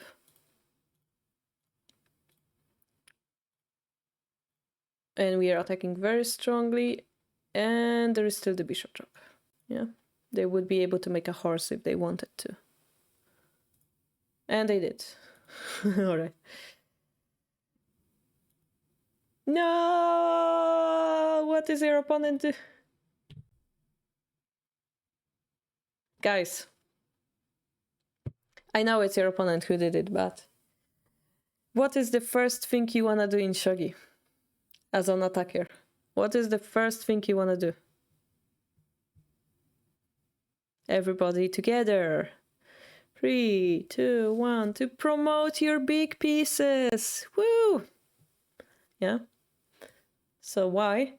Why? Because the first thing I said, James, checkmate is the last thing. Because having a promoted piece is so amazing, yeah? The bishop who's stuck on this diagonal will be able to move everywhere else. Woo! So, you wanna keep that horse somewhere around your king, or somewhere, oops, in the middle of the board. Like here. So that it affects all the squares around him and puts a pressure. Remember the word pressure? Today's lesson, I guess, is keeping the pressure of the pieces. Such a beautiful horse to have, like a mini sun on the middle of the board. Yeah. Now your opponent is like, yeah, I don't need it. I got your free pawn. Cool. Now you will be able to drop a pawn here. What a nice thing to do. Okay, if I'm honest, he could have dropped it in the other variation too, but... Alright, I see. So he was afraid of a pawn drop and he wanted to protect it. And now this is where your children, you do it anyway. And force his gold to be a forever wall on the king, and even more, you make your own horse. Woo! Da da da da da da da da da da da da da da da da, yeah. How beautiful, yeah? How beautiful karma that is. Yeah, it's a very cool drop. Like, he's protecting it, but you do it anyway, yeah? Look how bad this gold is, how far away from the king it becomes. It's a very good pawn drop. Okay, we're going here. So yeah, it's mostly, instead of targeting pieces to take, you start with putting their pieces in bad shape. And when you do so, it's easier for you to promote your pieces or to take the piece. Yeah, so rather concentrating on making like forks and stuff, you can also concentrate on making his pieces in bad shape. So yeah, this is this, and then you promote, which is also cool. How much cooler would it be if the gold was here? Cool. Yeah, so this rook doesn't help you, does it? What is the best move? Yeah, we would like to use the rook, but...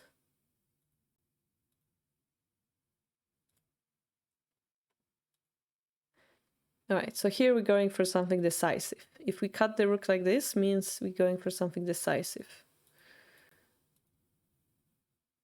Yeah, it's not easy. It's not easy.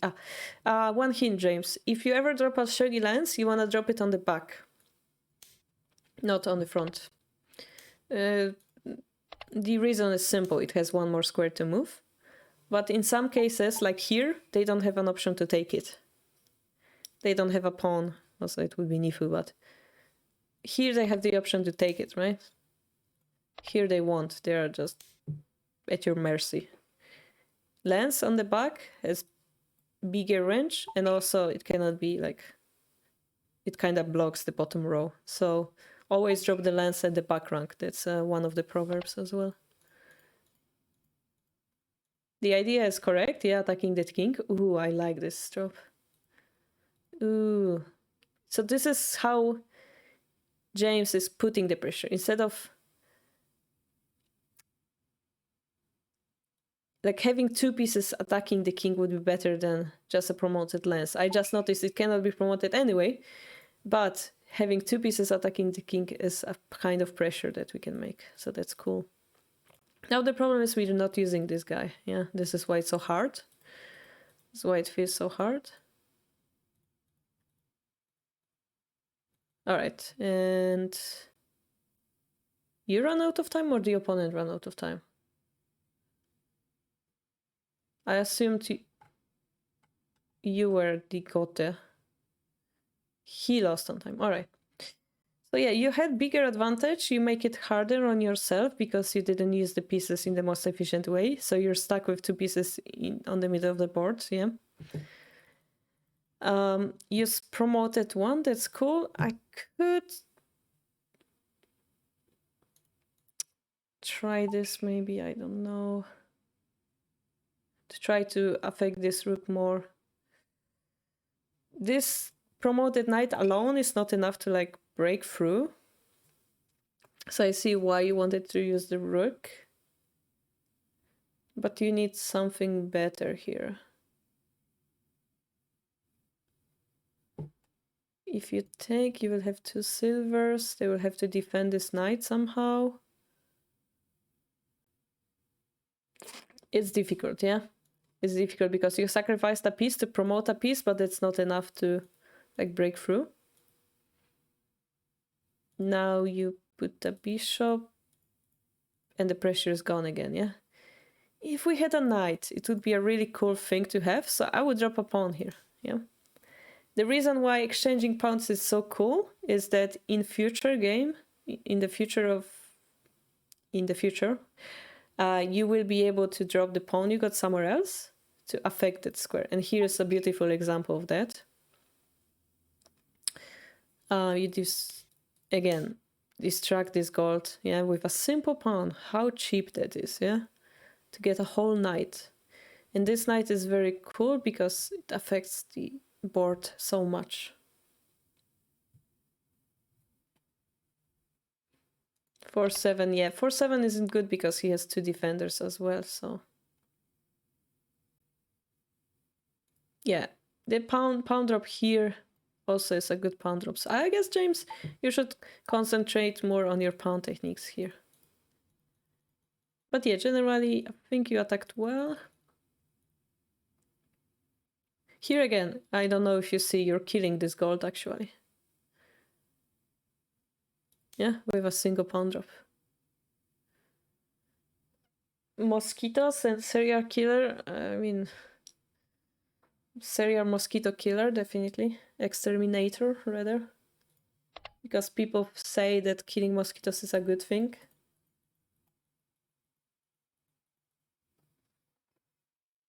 Mosquitoes are evil. They just want to leave. So yeah, Cheese James, try to be more aware of the pawn drops, yeah? I know it leads to Nifu always. You have to be careful about it, and then it's gonna be painful, but I assure you, there's so many pawns and so many cool techniques you can do with them, giving you like a whole free gold, right? Try to concentrate on them more. All right, and finally we have the Mifa's game that's rated. And Mifa is got.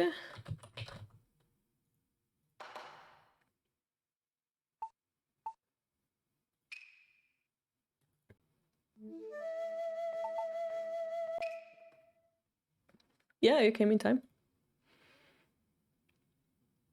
Thank you, James. Good luck. So we're playing 4-5 rook. That's very unusual. Never saw Mifa play 4-5 rook. And the opponent is going for Anaguma. So they're going for the solid play, and we're gonna see how Mifa is going to counter that. So he decides to go for solid play as well. So it's solid versus solid.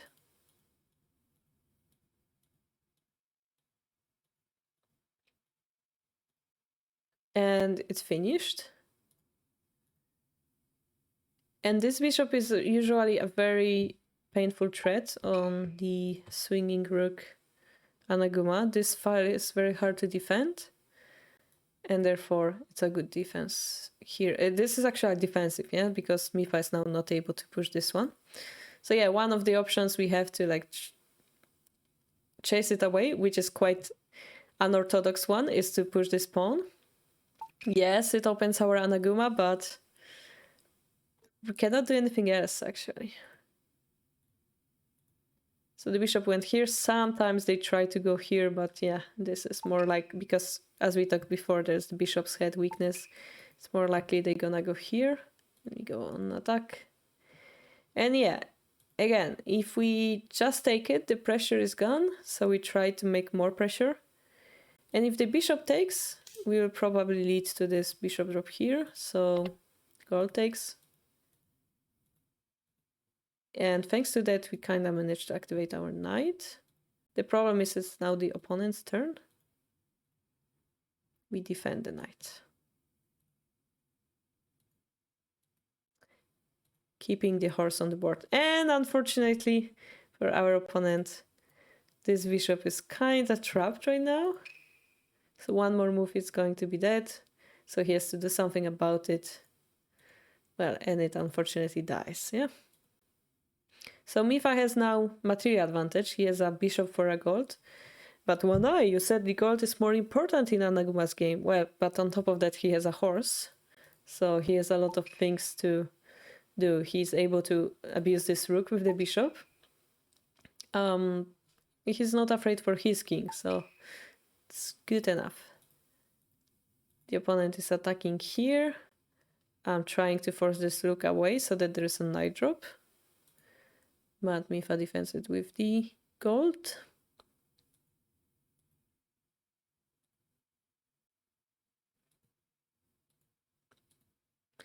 This move is like the weirdest of them all. Okay, I see. So Mifa is threatening now to push this pawn. So I see. Cool. So the bishop drop is actually very threatening if you think about this. I wonder if the opponent should have defended this pawn, but then they're using material that they need for the attack, so they prioritize the attack. If we take it, those pieces get activated, so we want to keep the option of taking with the king. Bishop goes here. I see, defending with the gold. So going for the initiative. But then this bishop comes in, yeah? So we talked about how to activate the piece, yeah? This bishop was not doing much, so now look how strong it is, yeah?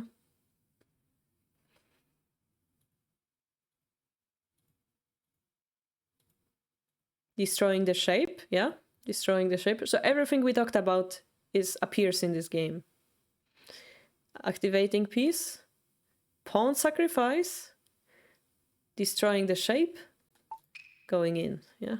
Keeping the pressure.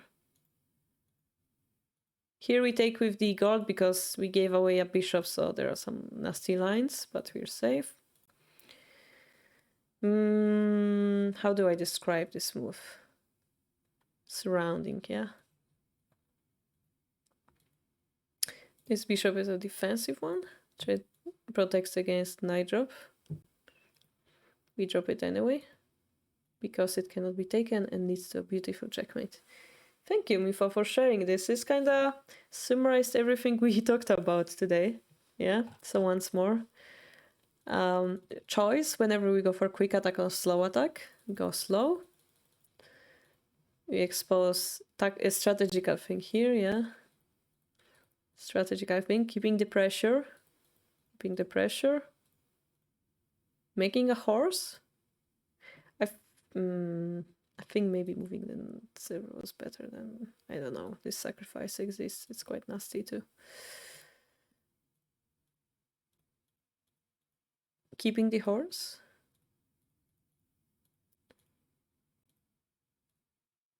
And this time it looks like there's a lot of pressure. So usually we don't take those pieces, yeah, because it helps them promote more pieces. So we keep them stuck. Activate all the pieces. Pawn drop. Break the shape. Go for decisive move. Pam, pam, pam, pam, pam, yeah? Because it's Hishi. Go for decisive move. Because your king is in Z, that's fine. We can do whatever we want because the opponent cannot reach our king. Thanks, Mifa. Good one. Alright, so that was the last Kifu for today. We still have 10 minutes and Yellow mentioned something about the game, right?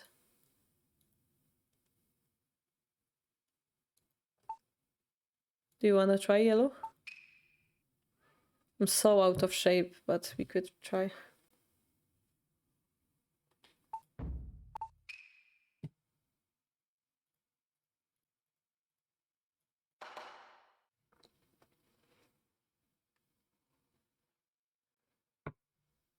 Mm-hmm.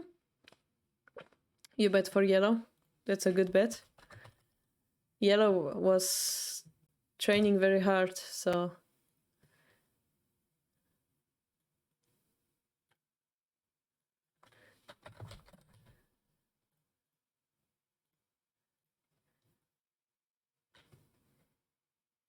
Here you go. Some prediction if you want.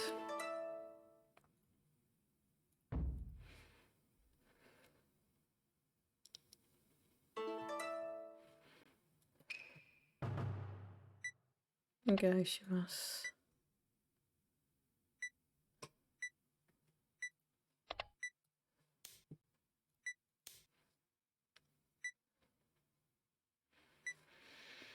It's my first Shogi game this year. It is an even game, yes. Show her the power. Yeah, Ion is improving very quickly. I think he won against me last time.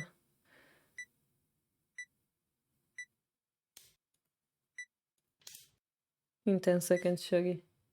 Because I was talking too much. Maruyama's waxing.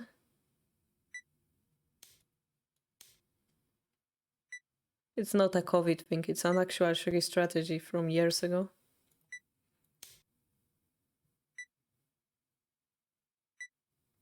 Do it distract me? Oh god.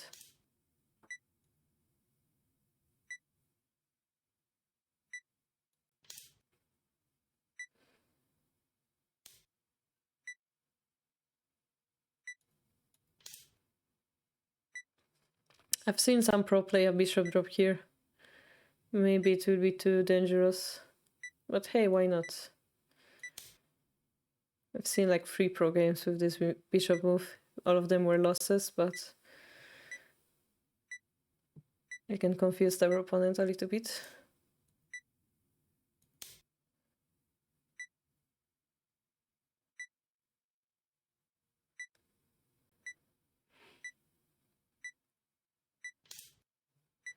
What do I think about yellow's position? It's perfect. I cannot tell that about my position. Wrong diagonal bishop.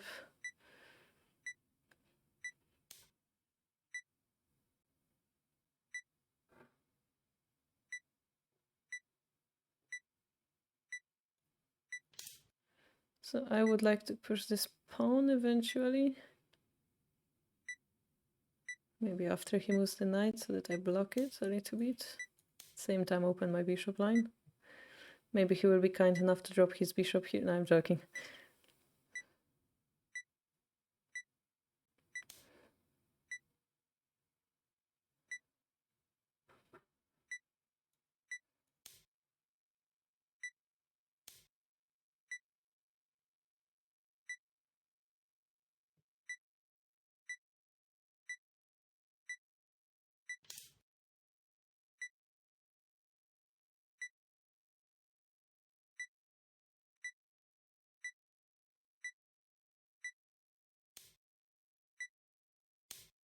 I think bishop drop was possible.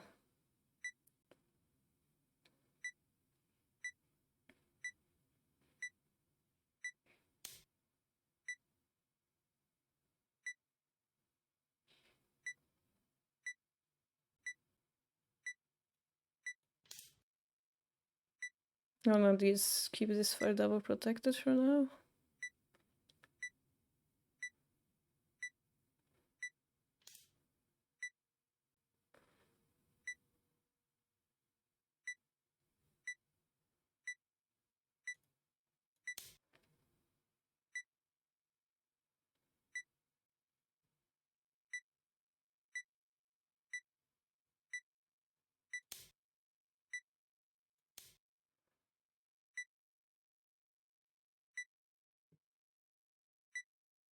This file is protected.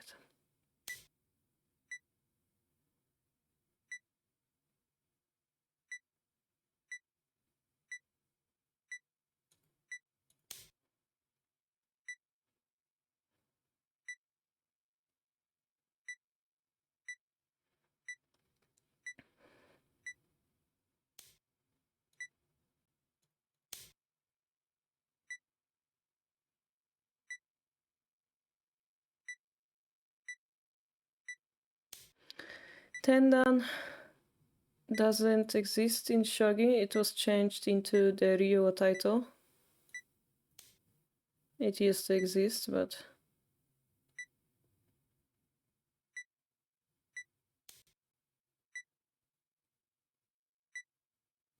not anymore.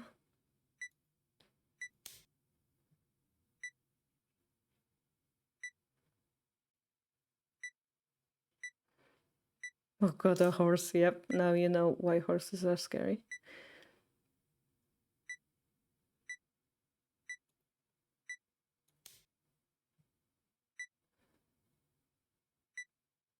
It's considering rude, but it looks scary. Yeah, it was scary.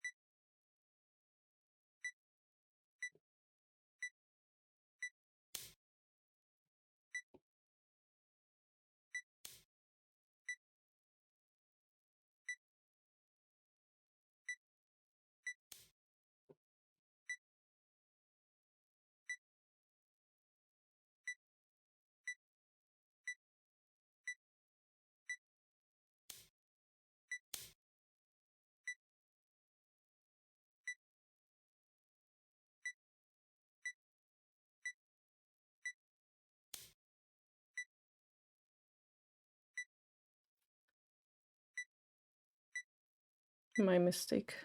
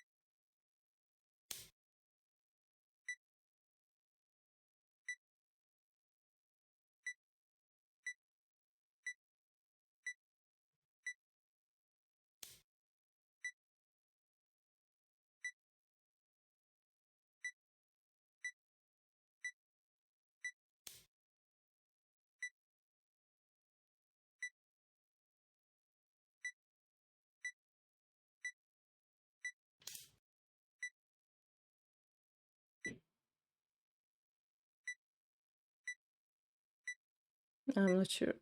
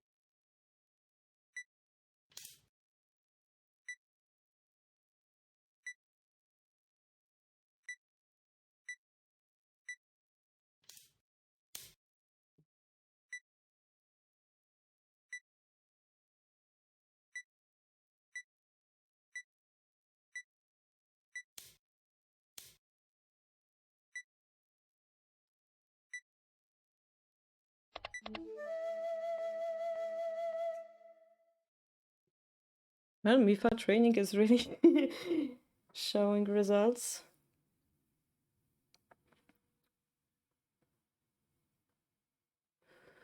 So I did manage to confuse the little bit. So a bishop drop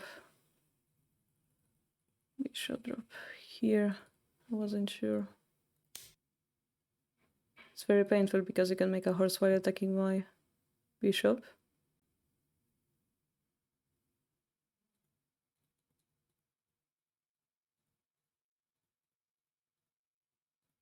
I was expecting you to defend with the gold, maybe. This exchange looked good for me.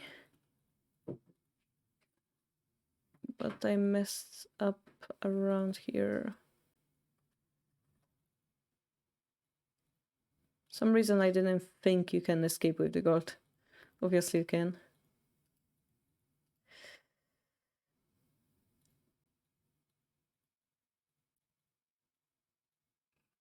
This was the most scary move, but thankfully I had the lance in hand. But yeah, this is decisive. So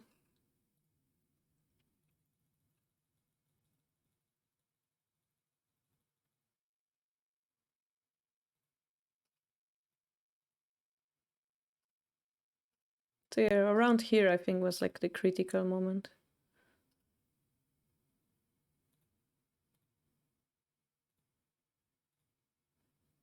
Like, do you really need to take the 5/5 pawn is another question, right?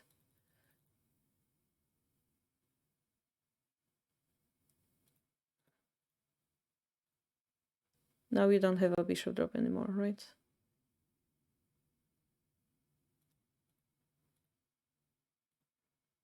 And here defend perhaps. Seemed to me like it's like bishop promotion is very painful. Yeah, I have a pawn push. I will try to do it, but yeah, maybe that's painful. But like this silver is left in a weird spot, I thought.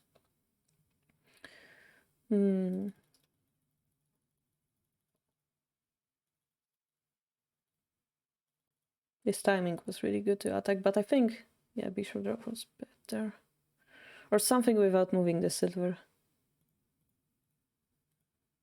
Looks slow.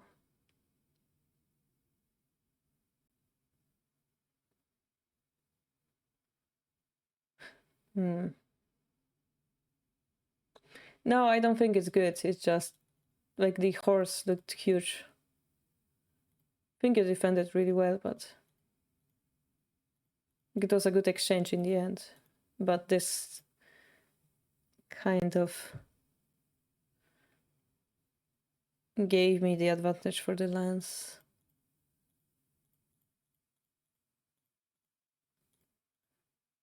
Yeah. I'm not sure if taking the knight first is better. Stuff like this, you know. It's... Samurai spirit, yeah. No, I don't think the gold is the best, but I don't think putting the silver here was very beneficial to you. I just don't know what's better. Maybe I'm wrong. I will have to analyze it as well. I know that this bishop is not the best. I don't remember how exactly it's exposed.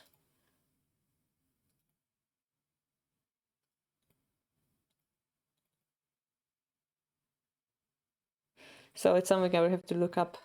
Maybe I'm gonna write a post about it on Discord. Yeah, maybe I'll analyze this game later on. Yellow. I'm gonna save it in 2 spots, in downloads and on my desktop actually. Do not forget.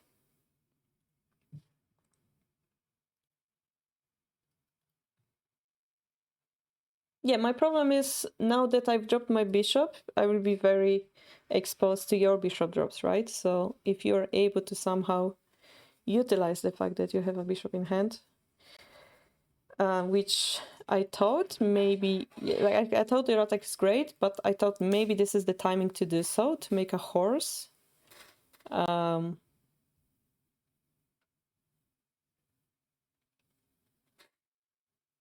You know, my only benefit was that I took a pawn, so you getting a horse would be a good exchange for you. Even though it's like not really clear how it's winning and so on, having a horse is always, most of the time, a good investment. And on top of which, it also forces my bishop to go to some weird square. You can pressure it further. And also your knight is soon to be active. So it looks really good for you. The only minus is your king is kind of like somewhere halfway to the castle, but considering that I have pressure on this square, it's not a really bad thing. Yeah, the silver drop, I wasn't sure. Like this is the shape, like the knight silver. There's the shape to like surround the king. But my problem was you had this and you had the bishop drop. So my last question was, how do I capture that king? And my solution was that I get a gold in hand and probably it's good enough. I didn't see this move exactly in my mind, but then I realized now that I have the pressure here, it's perfect. And you know, all I had to do is I still could have like put pressure of my bishops and then take the gold, but I found Sume, so like once you know one shape, it leads to another shape. That's what I'm saying, yeah. So by playing Mifa a lot, we'll be able to find more of those shapes, and then by training Tsume, you will be able to deliver checkmates. So it's a good thing to know about endgame. Yeah, the patterns, the shapes, Hishi. If you guys are able to do some Tsume in like 7 moves or so, it's a good time to start doing some Hishi as well. Because in order to capture the king, surrounding him is usually the fastest way to do so. Alright guys, I think it's time, and I think Time Zombie will be streaming soon, right? Or let me quickly check. He's not streaming yet. He's not. I was hoping we can raid him. Did his schedule changed, or maybe it changed?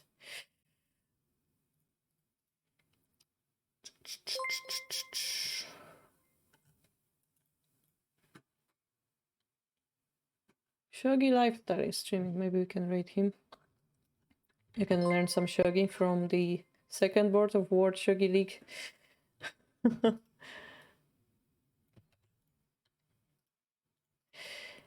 All right, guys. Oh, thank you.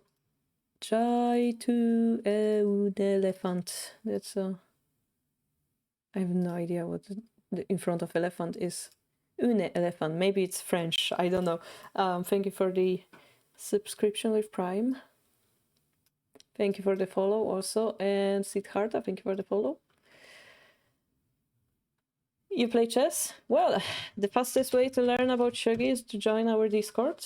We also do those streams weekly. Anonymous Gifter gave Sitha a tier 1 sub. Thank you so much, anonymous person. Yeah, so to summarize, thank you for your Kifu, guys. Thank you, Yellow, for the game.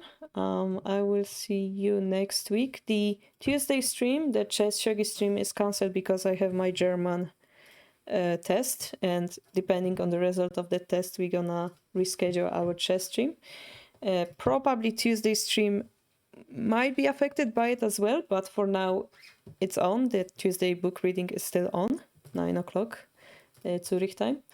And of course Saturday gaming stream, Sunday Shogi stream. Also remember that this month, on the last I think it's the last Sunday, the 30th of this month, we will have finally the teaching games for the last season winners. I'm also slowly thinking of starting the registration for the next season. I think we will have some changes about the rewarding system. We will have to discuss that on our Discord, but we have to move forward, right? And yeah, once more, Happy New Year, everyone. Continue enjoying Shogi. And Elephant is saying, I found you through your video with Joey. Very happy to find an English-speaking Shogi player. Thank you so much, J2. Hope you're gonna enjoy Shogi with us. Unfortunately, we're gonna finish for today. So I will see you guys on Discord, and yeah, keep getting stronger, hey? Bye-bye.